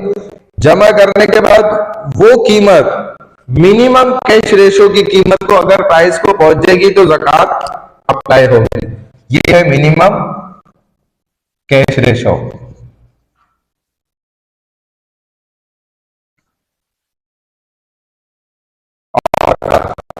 आप समझ गए? अगर तुम्हें ये चार्ट समझ आ गया तो तुम अपने खानदान के घर वालों सबकी ज़कात कैलकुलेट करके बता सकते हो, और नहीं है तो फिर नहीं बता पाओगे।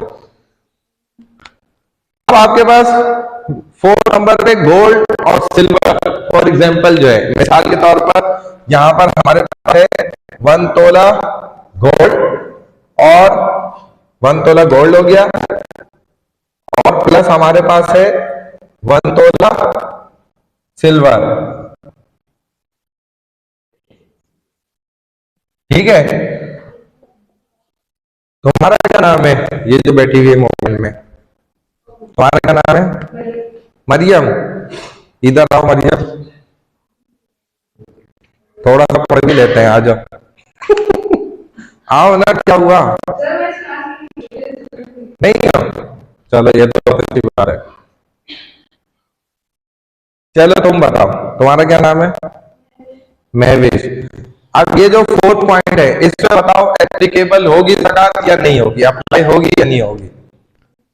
होगी। किस तरह होगी ये बताओ। गोल्ड हमारे पास 1 तोला है और सिल्वर भी 1 तोला है।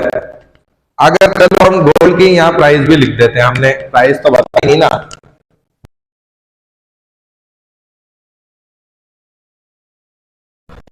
चलो 1 लाख हम कर लेते हैं। ठीक है, गोल्ड 1 लाख है और चांदी 1000 है, पुराना जमाना है थोड़ा। अब कैसे हुई देखो, गोल्ड 1 लाख का और जमा किया, प्लस किया तो हो गया 1 लाख 1000।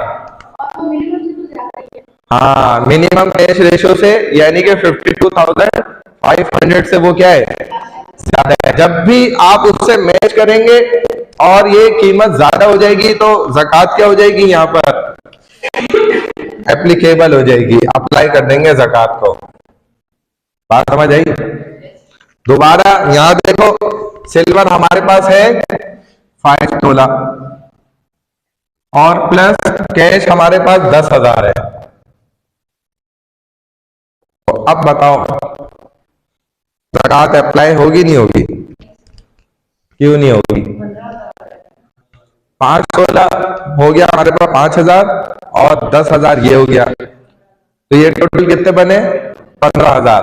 15,000 52,500 को एक्सीड नहीं करता, तो इसीलिए हम इधर लिख देंगे नॉट अप्लाई।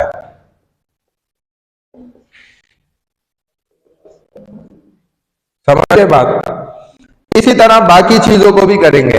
अच्छा, इन चीजों के अलावा बात ऐसी चीजें हैं कि उन पर भी ज़कात काउंट की जाती है, यानी कि जैसे फॉर एग्जांपल मिसाल के तौर पर आपकी नीड से इजाफी चीजें जो हैं, जरूरियात जिंदगी से जायद चीजें जो होती हैं, उन पर ज़कात फर्ज होती है।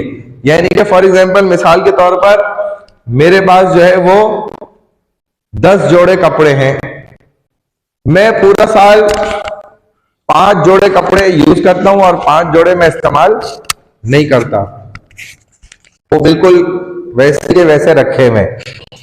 इसी तरह मेरे पास अगर 2 मोबाइल है, एक मोबाइल डब्बा पैक रखा हुआ है, एक मैं इस्तेमाल कर रहा हूं।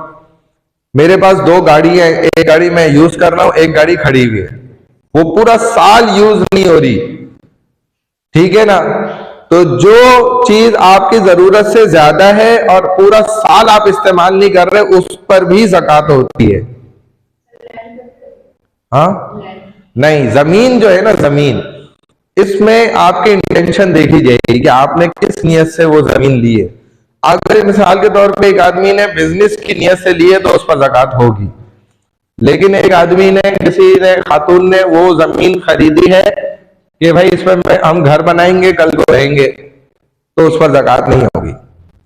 या उन्होंने घर बना लिया और रेंट पे दे दिया तो भी ज़कात नहीं होगी। जो रेंट के पैसे आएंगे वो उधर काउंट किए जाएंगे, उनके ऊपर कैश पर काउंट उस एडिशन करके उधर ज़कात होगी, लेकिन रेंट की घर के ऊपर ज़कात नहीं होगी। इसी तरह दुल्हन है, उसका एक जोड़ा रखा हुआ है 50,000, लाख का, 2 लाख का, या दुल्हा मियां है जिन्होंने पहना था अपने निकाह पे, शादी पे, अब वो रखा हुआ है 6 साल से, उस पर भी ज़कात होती है। अगर वो 1 लाख का जोड़ा है तो आपने जो उसकी 6 साल की ज़कात नहीं दी है उसको भी यहाँ ऐड किया जाएगा और आप उसकी पूरी। इसलिए वो चीजें जिनको आप पूरा साल इस्तेमाल नहीं करते हैं, आपके पास रखी हुई है, चाहे वो आपके लिहाफ है, तकिए हैं, गद्दे हैं, या और भी कोई चीज है, उनको भी, उनकी भी कीमत लगाई जाएगी और काउंट किया जाएगा। इसीलिए अगर आप नहीं उनकी ज़कात देना चाहते तो आप साल भर में एक दफा उसको यूज कर लें, यानी कि अपना जो निकाह का जोड़ा है आप घर में अकेले में पहन लें, बाहर ना निकले पहन के, वो लोग बुरा मानेंगे। ऐसी दुल्हन खातून थी, वो घर में थोड़ी देर पहन ले, थोड़ा 2-4 घंटे के लिए घर में ही घूमती रहे और फिर उतार दे। तो उसको भी ज़कात फिर उस पर नहीं देनी होगी। यही इसका तरीका है, प्रोसीजर है ज़कात का। समझ में आ गया। बाकी ज़कात कितनी % दी जाती है, तो 2.5% है, यानी कि 2.5% है। इसके अलावा भी बहुत सी चीजें हैं जिन पर ज़कात काउंट की जाती है। वो चीजें क्या होती हैं, जैसे किसी के पास सिर्फ और सिर्फ ना जानवर मौजूद है, उनकी फिर काउंटिंग भी अलग है। उसको फिर आप समझने जाएंगे तो बहुत डिटेल में हो जाएगा, इसीलिए मैं उसको यहाँ डिस्कस नहीं कर रहा। तो उसमें देखा जाता है किसी के पास छोटे जानवर है तो कितने हैं, 25 का हिसाब होता है, 40 का हिसाब होता है, सॉरी 40 का, हाँ, यानी कि बकरा है, दुम्बा है, जिनमें एक हिस्सा होता है वो जानवर, बकरा ईद पे जिनका अंदर एक बंदे का हिस्सा बनता है ना, ऐसे जानवर अगर हैं तो उनमें फिर 40 की गिनती होती है, 41 फिर एक उन्हीं में से दे दिया जाता है ज़कात में। इसी तरह उससे बड़े जानवर है जैसे गाय, बैल वगैरह है, फिर ऊंट है, तो उनकी अपनी अलग अलग काउंटिंग है, गिनती है। इसी तरह मिनरल है, यानी कि जमीनी धातें, कोयला है, नमक है, या तांबा है, पीतल है, कोयला और इस तरह की जो चीजें होती है उन पर भी ज़कात होती है, लेकिन वो ज़कात की बहन होती है, वो 10% दिया जाता है। गंदम पे होती है, जो आपके बाग से जो फ्रूट होता है, जो आपके पास सब्जियां आ रही है, उनकी भी ज़कात होती है, वो उशर होती है, यानी कि 10% ज़कात का हिस्सा उनमें दिया जाता है, वो 10% कहता है। और हाँ, उसका, हाँ, वही वेट के हिसाब से उसका वेट दिया जाता है, और पूरा वेट का टोटल जो 10% होता है ना, वो ज़कात में दिया जाता है। उसको रिकास कहा जाता है, ज़कात की बहन है, उसका नाम क्या है, रिकास। ये सेकंड टाइप ऑफ ज़कात होती है, इसको रिकास कहते हैं। इसमें उशर दिया जाता है, यानी कि 10%। इसी तरह आपकी और भी बहुत सी चीजें होती हैं, जैसे मैंने आपको बताया, कैश है, गोल्ड है, सिल्वर है, बैंक बैलेंस है, नोट है, आपके किसी भी किस्म के पेपर, प्लास्टिक मनी है, या और किसी भी टाइप के अंदर करेंसी में जो है ना मनी मौजूद है जो कि लीगली करेंसी कहलाती हो, जैसे क्रिप्टो है, फलाना इस तरह के हैं, माइनिंग वगैरह, तो ये तो करेंसी ही नहीं कहलाती है, इनको काउंट भी नहीं किया जाएगा, ये इन पर नहीं होता, क्योंकि उसको हमारे यहाँ लीगल ही नहीं करार दिया गया। जो लीगल करेंसी है ना वो सारी काउंट होती है। इसी तरह उसमें जब आप जकात देते हैं, अगर किसी का हराम माल है तो उस पर भी जकात नहीं होती। अल्लाह ने उस पर जकात फर्ज की नहीं है, क्योंकि अल्लाह क्या वो नापसंदीदा माल है। ये तकरीबन जो है ना मैंने आपको जकात का चैप्टर यहाँ पे बता दिया है। हाँ, जितनी जमीनी धातें और जमीन से निकलने वाला गल्ला है, अनाज है, सब्जियां हैं, फूड क्रॉप्स जिनको फूड क्रॉप्स कहा जाता है, और वेजिटेबल्स हैं, फ्रूट्स हैं। इसी तरह अच्छा हुआ याद आए कि आपका ट्रेजरीज हैं, जो खजाना निकल आया जमीन से, उस पर भी 10% रिकाज होता है, 10% जकात यानी कि अदा की जाती है। खजाना जिसको मिलता है उसी का ही होता है, और उसमें से वो 10% जकात अदा करेगा। चलो बस अब इसको, हाँ ब्रेक मना है, ये 2 घंटे की क्लास है ना, 9 to 11। बस अब तो थोड़ा सा ही वक्त रह गया, 5 मिनट सांस ले लो फिर ये कर लो, और क्या।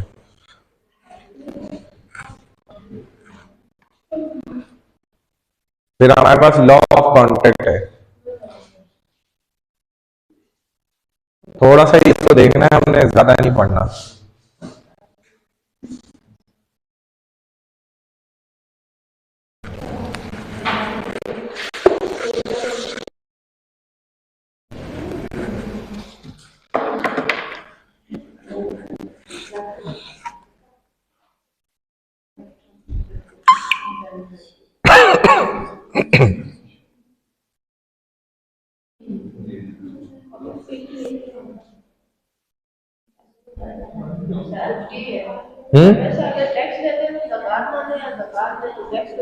टैक्स तो मैंने बताया ना, इसीलिए है ही नहीं मुसलमानों पे, गलत लेते हैं ना। हाँ, यही तो हमारे अमाल की हमें सजा मिली है ना, आप दोनों चीजें देने पड़ती हैं। टैक्स तो आप ना भी चाहे तो वो ले रहे हैं आपसे, कहीं जाके खाना भी खा रहे हैं, साबुन भी खरीद रहे हैं, माचिस का डब्बा खरीद रहे हैं, उसमें भी टैक्स दे रहे हैं। और जक़ात आपने वैसे ही देनी है, जक़ात के बगैर चारा कार नहीं है। तो बाज लोग यही कहते हैं जिद में आकर के, भाई जब हमसे टैक्स लिया जा रहा है तो अब हम जक़ात नहीं देंगे। तो गलत है, जक़ात तो तब भी फर्ज है, जक़ात तो देनी ही देनी है।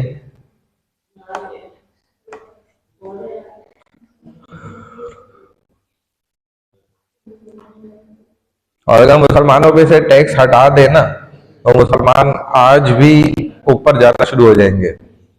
इन पे से टैक्स हट जाए और सूद हट जाए, बस ये 2 चीजें, बाकी जो कर रहे करते रहे, तब भी बरकत हो जाएगी।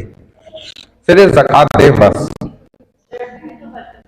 हाँ हाँ, बहुत से माशाल्लाह घरानों में लोगों के यहाँ बरकत है अब भी, क्योंकि वो बचते हैं इन गलत चीजों से सबसे। लेकिन मैं ओवरऑल बात कर रहा हूँ ना, फिर मुल्क की सतह पे इंशाल्लाह, रियासती सतह पे इंशाल्लाह हमें बरकतें और ज्यादा नजर आएंगी। अभी तो सिर्फ दीनदार घरानों में ना, जो अच्छे लोग नेक हैं। हाँ जी, क्या? हाँ, रिश्वत देना लेना ये आएगा इंशाल्लाह आगे। सूद अलग डिफरेंट है, वो अलग चीज है, रिश्वत अलग चीज है। रिश्वत तो ये है ना कि आपका एक लीगल वर्क है, जायज काम है, वो होना चाहिए, लेकिन उसको रोका जाता है, आपको मजबूर किया जाता है कि आप वो काम कराने के लिए अब ये जैक लगाएं, इस तरह पैसा दें, आपकी फाइल आगे बढ़ेगी, ये तो वो कहलाती है फिर रिश्वत। जो जिस जायज काम में भी आपको मजबूर कर दिया जाए वो काम, उसका गुना, अगर आप बिल्कुल मजबूर हो जाते हैं और किसी सूरत आपका वो काम हो ही नहीं रहा होता ना, तो फिर इस्लाम ने कराहत के साथ इजाजत दी कि आप दे दें रिश्वत, बुरा समझते हुए। तो लेने वाला की पकड़ है, फिर देने वाला बच जाएगा।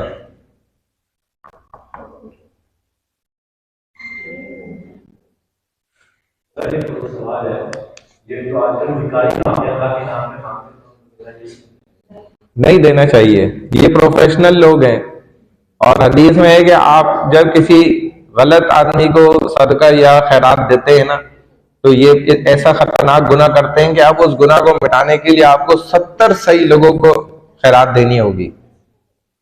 उस एक को जो आपने दे दी ना, और जो आपके पीछे लगता है वो तो वैसे ही प्रोफेशनल है। जो सफेद पोश है और जरूरतमंद है वो तो आपके पीछे लगेगा ही नहीं, ना सवाल करेगा, खामोश बैठा रहेगा।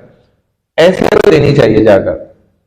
और आमतौर पे जो ईशा की नमाज के बाद रात में जिनके पास अपने मजदूरी का सामान होता है उनके हाथ में, और वो मजबूरी से बैठे होते हैं कहीं अंधेरे में इधर उधर, वो ज्यादातर जरूरतमंद होते हैं, उनकी मदद करें। जो आपसे कोई सवाल नहीं करते, पीछे नहीं पड़ते, अपने रिश्तेदारों में देखें जो सफेद पोश हैं, बताते नहीं है, चुप कर रहते हैं, उनकी मदद करें खामोशी से। और कोई नहीं आपको सही मिलता अगर, तो फिर मदरसे में दे दें। इनको बेकारियों को, जो प्रोफेशनल आ रहे हैं और अब ये 5-6 लाख तो यहाँ से इस महीने में कमा के ही जाएंगे, इनको देना तो गुनाह है, इनको नहीं देना चाहिए। ये बड़े मजबूरियां जाहिर करते हैं, झूठ बोलते हैं। फेसबुक पे भी अब ये बहुत है, WhatsApp, Facebook, social media apps पर, कि वो अपना छोटा बच्चा भी दिखा रहे हैं और फीडर दिखा रहे हैं, उसमें हमने पानी है चीनी मिला के देखें, और सब अफ्तार, सब रोजे से हैं और अफ्तारी के लिए कुछ नहीं है। बहुत से लोग उसमें झूठ हैं। अक्सर जब मुझे ऐसे नजर आता है तो मैं उधर अपना नंबर दे देता हूँ कि भाई आप अपना नंबर बता दें या मेरे नंबर पे मिस कॉल दे दें, मैं कॉल करूंगा, मैं खुद घर आके इंशाल्लाह राशन जो होगा। कभी भी नहीं, आज तक एक ने भी नहीं रिप्लाई किया। वो फेक होते हैं, ज्यादातर झूठ हैं। वो अपने सिर्फ अकाउंट्स भर रहे होते हैं, झूठा उन्होंने अपनी पोस्ट डाली होती है, लोगों को, सीधे साधे लोगों को बेवकूफ बना रहे। बहुत से लोग बेवकूफ बनते ही हैं, बहुत से लोग बनते हैं।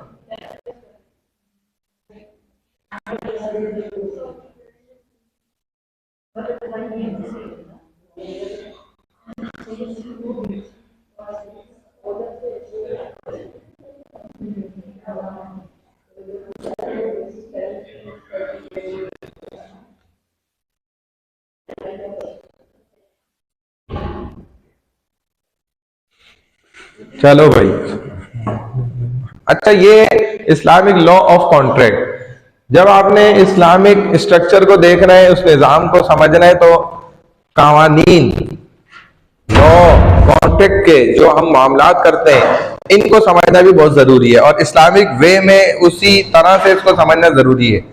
इसमें सबसे पहले इंट्रोडक्शन ऑफ कोर्स आएगा, contract in pre Islamic era, जो जमाने में था, अंडरटेकिंग बताएंगे, 3 तक टर्मिनोलॉजीज बताएंगे, उसका डिफरेंस, डेफिनेशन ऑफ अक्द कॉन्ट्रैक्ट की वो बताएंगे, types of contract by objectives, offer and acceptance क्या होती है, condition for offer and acceptance, उसके लिए क्या शराइत है, आखिर जो कॉन्ट्रैक्टर होता है वो कौन होता है, थिंग्स अगेंस्ट एबिलिटी, जो काबिलियत के मुखालिफ चीजें हैं वो बताएंगे, सब्जेक्ट मैटर क्या होता है, मबी, सेल परचेज कॉन्ट्रैक्ट कैसे होता है, conditions of sale contract, condition for validity of sale contract, position, कब्जा क्या है, राइट्स, आपके जो हुकूक होते हैं, इकाला, रिटर्न पॉलिसी, ऑप्शंस, जो ख्यारात होते हैं, रिवोक टर्मिनेशन, इकाला जिसको कहा जाता है, वकाला एजेंसी एग्रीमेंट, टाइप्स ऑफ वकाला एजेंसी, किसी का वकील बनना, किसी को अपना वकील, अटॉर्नी ऑफ जनरल पावर उसको देना।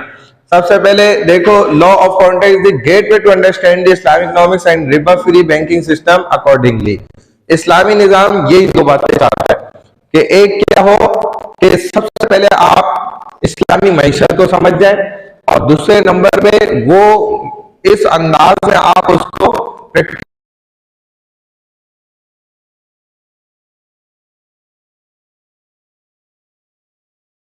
जब तो लोगों के दरमियान आपस में कोई भी मुआहिदा होगा ना, ये आपस की रजामंदी के साथ, म्यूचुअल अंडरस्टैंडिंग के साथ, तो इस मुआहिदे को हम कॉन्ट्रैक्ट को अक्द कहते हैं। अरबिक के अंदर ये अक्द कहलाता है, चाहे वो निकाह का ही मामला क्यों ना हो, तो उसको हम निकाह को क्या कहेंगे कि ये एक सिंपली अक्द हुआ है, ठीक है ना, अक्द निकाह भी उसको कहा जाता होता है। इसी तरह it is more important the understanding law of contract for correct situation and authorisation of any transaction by Islamic jurisprudence.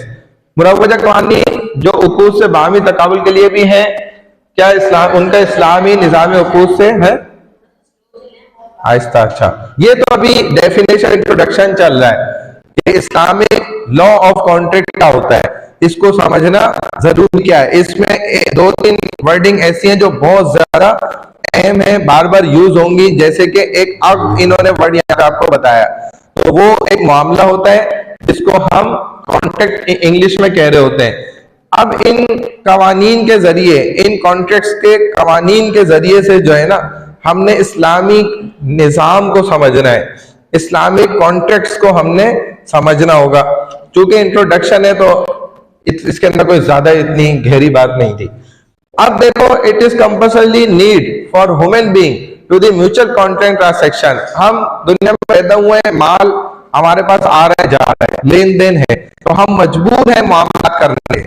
हर बंदा जो है वो किसी भी दर्जे में है तो उसको कोई ना कोई मामला जरूर करना है किसी के साथ।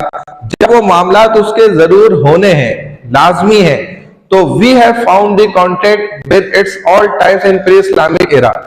तो हम इन तमाम मामलात को इस्लाम की नजर से जब देखते हैं ना, तो हमें इस्लाम ने पूरा होल लाइफ चैप्टर जितने भी है ना वो सब बताएं।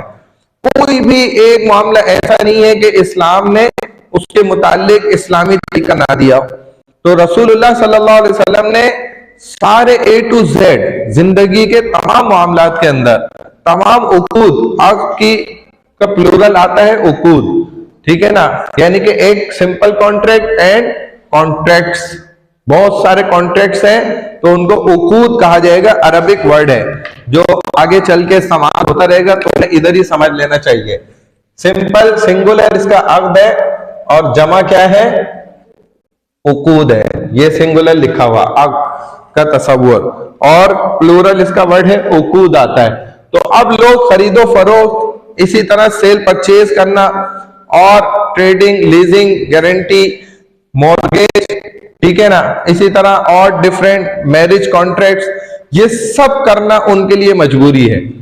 अब इन तमाम मामलात का करना चूंकि हमारी लाइफ के साथ जुड़ा हुआ है, अटैच है, मजबूर है, हम कंपलसरी है, मैंडेटरी है, तो अब हम उनको करने के लिए हमें प्रोसीजर इस्लामिक वे में पता होना ये जरूरी होगा।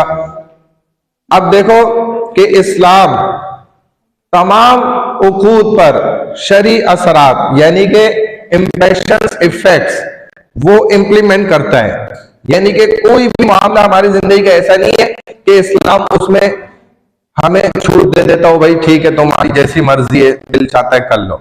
नहीं, इस्लाम ने हर मामले के अंदर जो है ना हमें कुछ ना कुछ शराइत बताई है, अगर उसके अंदर खराबियां हैं तो उनको ठीक किया है। तो ऐसे जिस तरीके से देखो निकाह है, चैरिटी है, डोनेशंस है, एक्सेट्रा, इसी तरह वो कॉन्ट्रैक्ट्स जो बाय नेचर यानी कि कुदरती तौर पर ऑटोमेटिकली पहले से ही दुरुस्त है, यानी कि जमाने जाहिलियत में भी टोटली 100% काम ही गलत थोड़ी होते थे, चंद फीसद चंद काम ऐसे भी थे कि वो जमाने जाहिलियत में होने के बावजूद भी वो सही कर रहे होते थे, तो नेचुरली वो ठीक थे।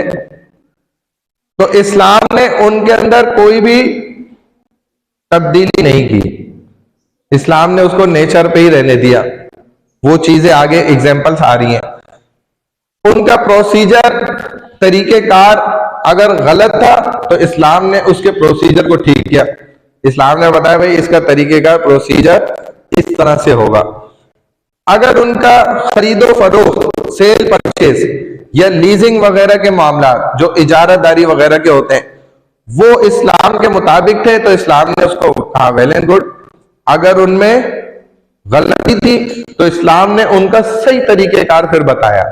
ये तीन चीजें हुई, एक कुदरती नेचुरली तौर पर जो काम ऐसे थे जमाने जाहिलियत में भी, इस्लाम के आने से पहले भी जो लोग पहले से सही कर रहे थे, तो इस्लाम ने आने के बाद उन पर कोई हुक्म नहीं लगाया। इस्लाम ने कहा भाई ये पहले से ही ठीक है, सही है, इनको करने तो ये मामला दुरुस्त है।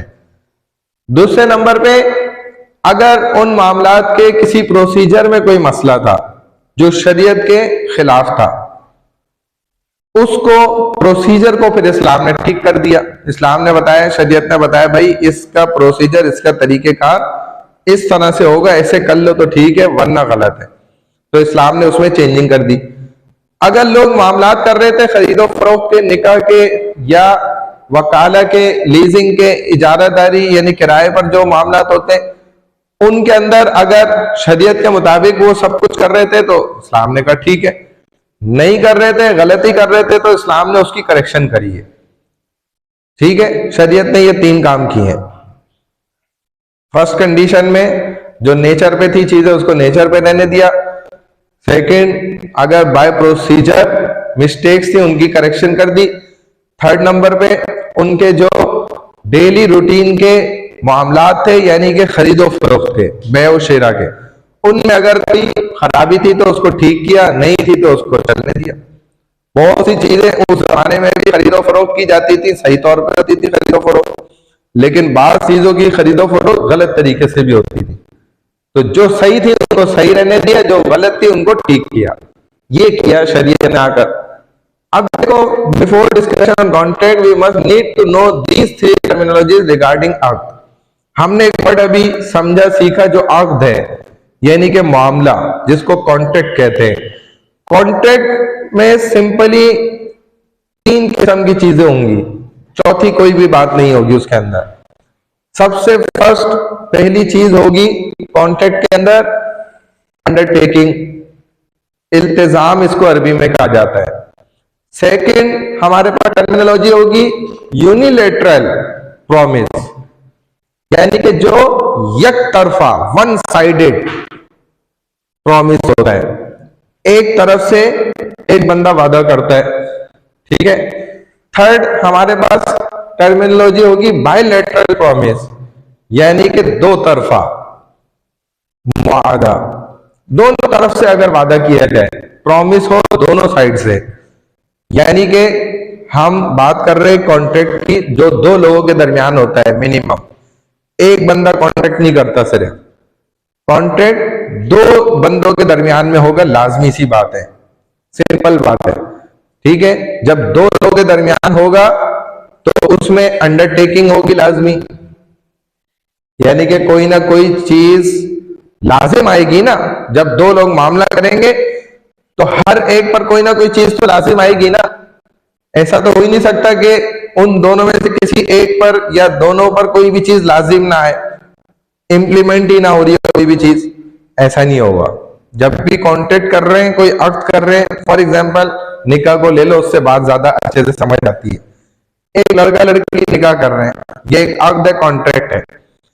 तो इन दोनों में से कोई भी ये तो कह ही नहीं सकता कि भाई मेरी तो कोई जिम्मेदारी नहीं है मैं तो निकाह कर रहा हूं लेकिन मैं निकाह ऐसी कर रहा हूं, मेरी कोई जिम्मेदारी नहीं है, कल को अभी भी नहीं है, कल को भी नहीं है। या लड़की ऐसे बोले कि भाई मैं भी कोई पाबंद नहीं हूं, निकाह तो मैं कर रही हूं, ऐसी कर रही हूं, लेकिन मैं कोई तुम्हारी वो नहीं हूं, पाबंद नहीं हूं, ना मैं कोई जिम्मेदारी लेती हूं।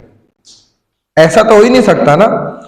भले ये दोनों इस तरह कहें भी, लेकिन फिर भी क्या होगा, शरीयत के मुताबिक इल्तिजाम उन चीजों का हो जाएगा जो निकाह के कॉन्ट्रैक्ट में होती हैं।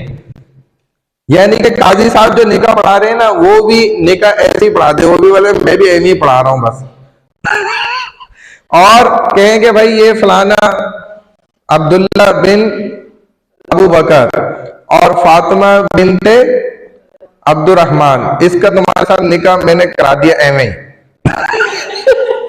एवं निकाह करा दिया, तुमने एवं कबूल किया, उसने बोला मैंने भी एवं कबूल कर लिया, लड़की ने भी बोला मैंने भी एवं कबूल कर लिया। यानी कि ये इस चीज से बचने के लिए मैं बार बार एवं का लफ्ज बोल रहा हूं कि एवं ही वो कर रहे हैं सारा कुछ।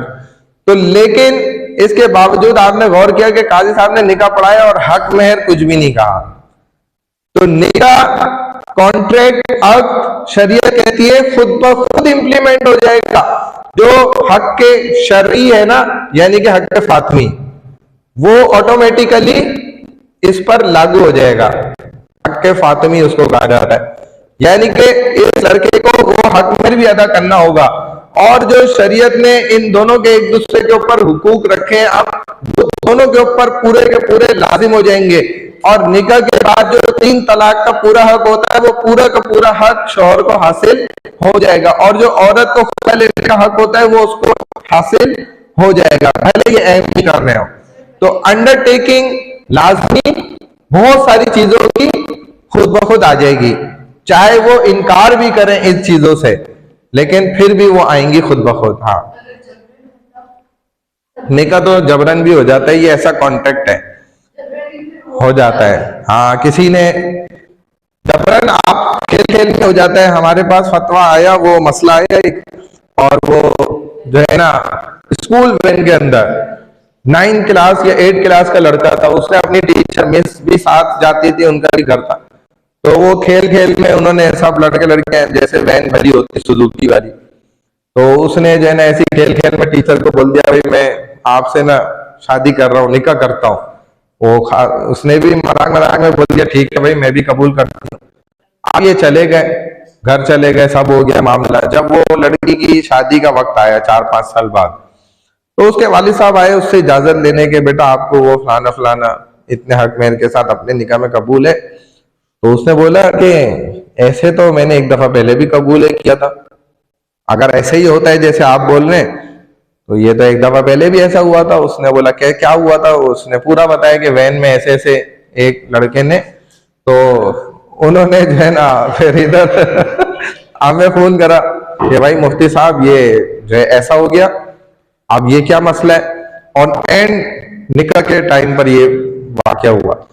तो हमने मसला समाज के मेरे साथ थे, उन्होंने कहा भाई वो बच्ची का निकाह तो उसी लड़के से हो चुका है, अब जो आप निकाह करवा रहे हैं तो हो गई नहीं, ये निकाह बेकार जाएगा, ये नहीं होगा। वो पहला जो उन्नू फड़ो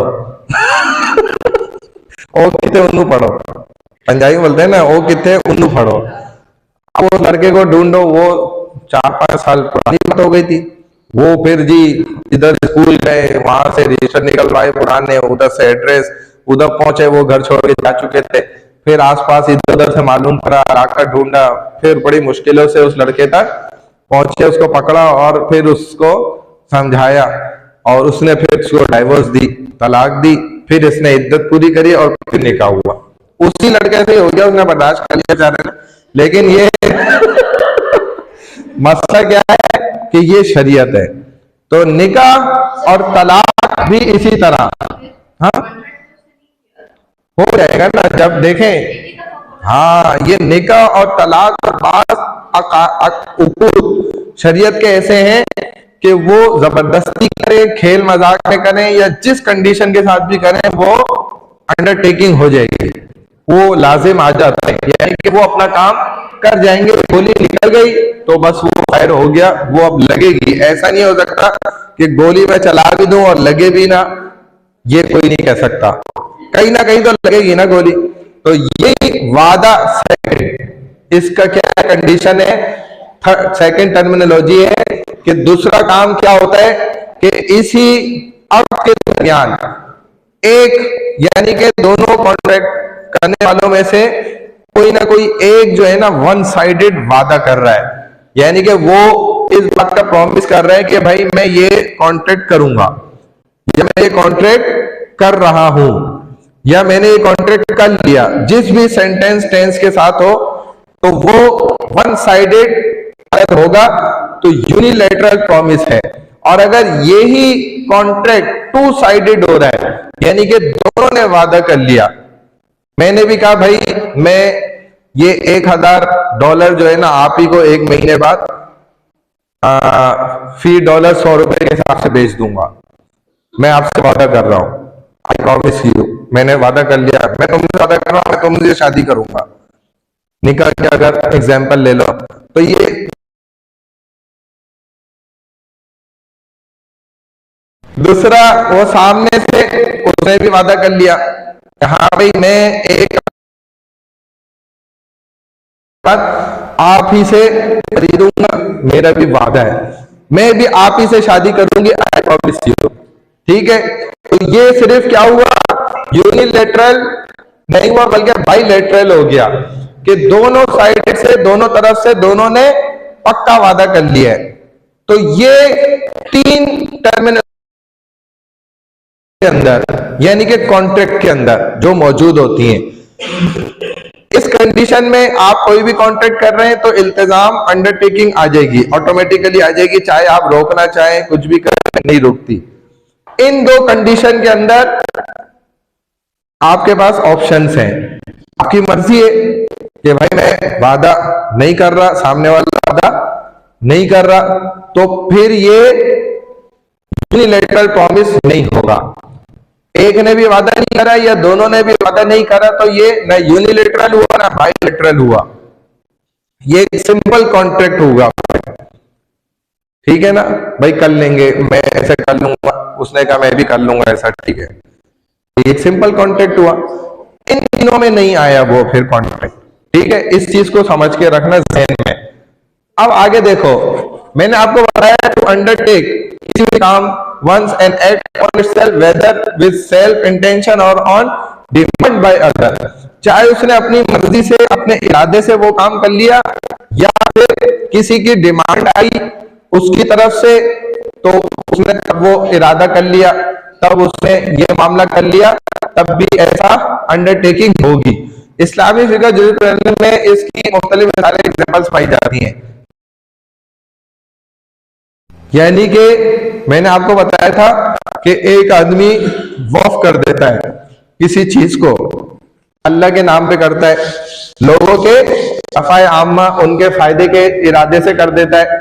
एक आदमी ने अपनी जमीन या अपना घर जो है वो वक्फ कर दिया, यानी कि वक्फ का मतलब कि उसने लोगों के फायदे के लिए वो अपना जमीन दे दी या अल्लाह के नाम पर दे दी कि भाई इधर जो है ना अल्लाह का घर बना दो, मस्जिद बना दो, इधर मस्जिद मदरसा बना दो, इधर तलबा कुरान हिफ्ज करें, ठीक है, इधर जो है वो इनका जो है ना वो बैतुद्दार बना दो, ओल्ड एज होम बना दो, या कोई भी ऐसा ना जिसमें लोगों को फायदा है। तो मैंने अल्लाह के नाम पर जब दे दी तो वक्फ के मान क्या है, किसी चीज पर से अपनी ऑनरशिप हम खत्म कर रहे हैं और कहां ट्रांसफर कर रहे हैं, अल्लाह के नाम पर। फवाइद मजहबी है, दीनी है, तालीमी है या रफाई मकासिद है, किसी मखसूस तबके या इदारे के लिए उसको मैंने मखसूस कर दिया, मुतय्यन कर दिया कि भाई इस पर मस्जिद बना दो, रफाए आम्मा, इसको आम लोगों के राह गुजर का रास्ता बना दो, लोग बड़ा वो पूरा ग्राउंड घूम कर जाते हैं, यहाँ से उनको शॉर्ट रास्ता मिल जाएगा, इस गली से चले जाए, मैं अपनी घर की जगह दे रहा हूं। ऐसा भी यहाँ होता है, ठीक है, अच्छे लोग भी होते हैं। तो ऐसी कंडीशन में क्या है, वक्फ करने की सूरत में अंडरटेकिंग लाजमी आ जाएगी। यानी कि क्या होगा कि उसने जो बात कह दी ना वो लाजिम आ जाएगी। इसने कहा कि भाई मैंने अल्लाह के नाम पर दे दिया अपना ये घर, तो बस ये हो गया अब अल्लाह के नाम पर। अब ये अगर वापस उसको ले लेता है, किसी भी तरह उसने फाइल नहीं दी, कागज नहीं दिए, जो भी करा, लेकिन अब ये गुनाहगार है क्योंकि वो अल्लाह के नाम पर हो गई जगह। जब इसने कह दिया, पैगंबर की नबी ने वाइफ ने, एलिया ने कहा, जो नबी की एलिया थी, कि ये मेरे अगर औलाद लड़का पैदा हो गया तो ये इस बैतुल्लाह की खिदमत के लिए वक्फ है। तो उनके यहाँ पे लड़की पैदा हो गई। तो अगर उलमा ने लिखा हो जाता लड़का तो वो उसी अल्लाह के घर के लिए ही पूरी जिंदगी वक्फ था। उन्होंने नियत कर ली, वक्फ कर दिया था। उन्होंने कहा अगर मेरी औलाद लड़का पैदा हुआ तो वो बैतुल्लाह ये अल्लाह की घर की खिदमत के लिए वक्फ है। पहले से उन्होंने कह दी ये बात, पैदाइश से पहले। तो वक्फ में जब आपने नियत कर ली, इरादा कर लिया जिस मकसद के लिए, तो उसी का इल्तिजाम यानी अंडरटेकिंग इंप्लीमेंट हो जाएगी, लागू हो जाएगी। सेकंड एग्जाम्पल देखो, इबरा।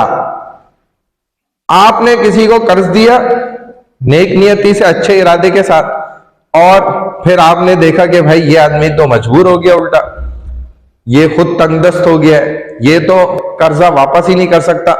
तो अब आपने उसको क्या कर दिया, आपने उसको बरी जिम्मा कर दिया, इबरा कर दिया। इबरा मीन्स कि आपने उसको कर्जा माफ कर दिया। आपने कहा भाई आप मेरी तरफ से बरी हैं, बरी उस जिम्मा है। बरी हम कहते हैं ना जब आदमी कैद में हो, भाई इसको बरी कर दिया, यानी कि उसको आजाद कर दिया। तो हमने उसको क्या करा, वो कर्जा से आजादी दे दी, यानी कि हमने उसको कहा भाई तो मैं ठीक है कर्जा माफ है। अब इसकी दो किस्में होंगी ना, कि सामने वाला बंदा उस कर्जे की माफी को कबूल करेगा, एक्सेप्ट करेगा या एक्सेप्ट नहीं करेगा। तो फर्स्ट कंडीशन क्या है कि मकरूज जो था ना, जिसने कर्जा लिया था, उस माफी को उसने कबूल नहीं करा। इस सूरत में अब क्रेडिटर जो है ना, जिसने उसको कर्जा दिया था, वो उससे दोबारा मुतालबा कर सकता है, क्योंकि उसने एक्सेप्ट नहीं करा। भाई एक लड़के ने लड़की को बोला मैं आपसे निकाह कर रहा हूं, आपने कबूल करा, उसने बोला नहीं, भागो यहां से, निकलो। तो नहीं हुआ ना कबूल, ठीक है। इसी तरह उसने बोला मैं आपसे निकाह करता हूं, उसने बोला जी जी वेलकम, मोस्ट वेलकम, मैं भी कबूल कर रही हूं, तो हो जाएगा। तो अब पहली कंडीशन है कि इसने उसको कर्जा माफ करा, उसने कर्जे की माफी को एक्सेप्ट नहीं करा, उसने बोला नहीं भाई मुझे माफी अफी नहीं चाहिए, मैं आपका कर्जा दूंगा। तो अब इसके पास ऑप्शन है क्रेडिटर के पास कि ये उससे दोबारा मुतालबा कर सकता है, रिक्लेम कर सकता है, यानी कि बाद में अब शरान ये उससे अपने कर्जे का रिक्लेम करेगा। Creditor has right to reclaim in this situation. और इस सेकंड टाइप में जब मकरूज ने, जो मकरूज है उसको जब उसने माफ करा तो उसने राजी हो गया, उसने कर्जा माफ होने की शर्त को एक्सेप्ट कर लिया, उसने कहा हाँ ये तो बहुत अच्छी बात है, मैं वैसे ही मजबूर हो गया हूं, तंगदस्त हूं, तो आप मुझे जो कर्जा आपने दिया था आप मुझे माफ कर रहे हैं, मैं इस बात को कबूल करता हूं। तो अब अगर वो क्रेडिटर बाद में उससे दोबारा रिक्लेम करेगा तो ये गलत है, अब शरन वो उससे रिक्लेम नहीं कर सकता। Creditor has no right to reclaim in this second situation. ये बात समझ में आई? नहीं समझ आई? बहुत आसान है, सिंपल है कि असल जो इस बात को समझने के बाद समझानी है ना, असल बात वो ये है कि अंडरटेकिंग देखो किस तरह लाजिम आ रही है। अंडरटेकिंग क्या सूरत में लाजिम आ रही है? इन दोनों कंडीशन में इबरा, यानी कि किसी को कर्जा माफ करने की सूरत में, जब आपने उसको कर्जा माफ करा उसने कबूल नहीं करा, तो अंडरटेकिंग ना कबूल होने पर लाजिम आई कि भाई इसने कबूल नहीं करा, तो अब आपके पास ये बात लाजिम आ गई कि आप रिक्लेम कर सकते हैं। और जब यहां पे उसने एक्सेप्ट कर लिया तो रिक्लेम की कंडीशन खत्म हो गई और अंडरटेकिंग इस बात की लाजिम आ गई कि उसको माफ हो गया। असल बात ये समझाना इसमें मकसद है, ठीक है। अब इसमें लास्ट पॉइंट है ये, अच्छा वादा और मुआदा नहीं समझाऊं? चलो फिर ये स्लाइड नंबर क्या है? 10 हो गई पूरी, 11 से हम फिर कर लेंगे कंटिन्यू। कोई स्टूडेंट बाद में आया था जिसकी अटेंडेंस रह गई है? आपका मैं अभी रुके। अच्छा एक काम छोटा सा अभी करना है, अभी जाओ नहीं, बहुत छोटा सा काम है, वो कर लें फिर चले जाना। जी ओपन नहीं हो रहा, इनको ऐड कर दो, नंबर ले लो, इनको नंबर दे दो, ये ऐड कर देंगे आपको।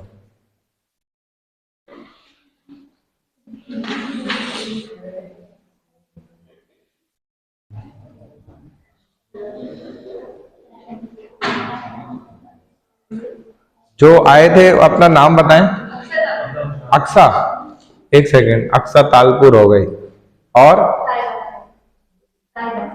ताइबा, और हमजा मुश्ताक, और कौन है? और कोई है? बीबी नाम, सारा भी है, सारा आसिफ, ये कौन है? आप है? ओह ये तो गलत लग गया, सारा आसिफ ही है।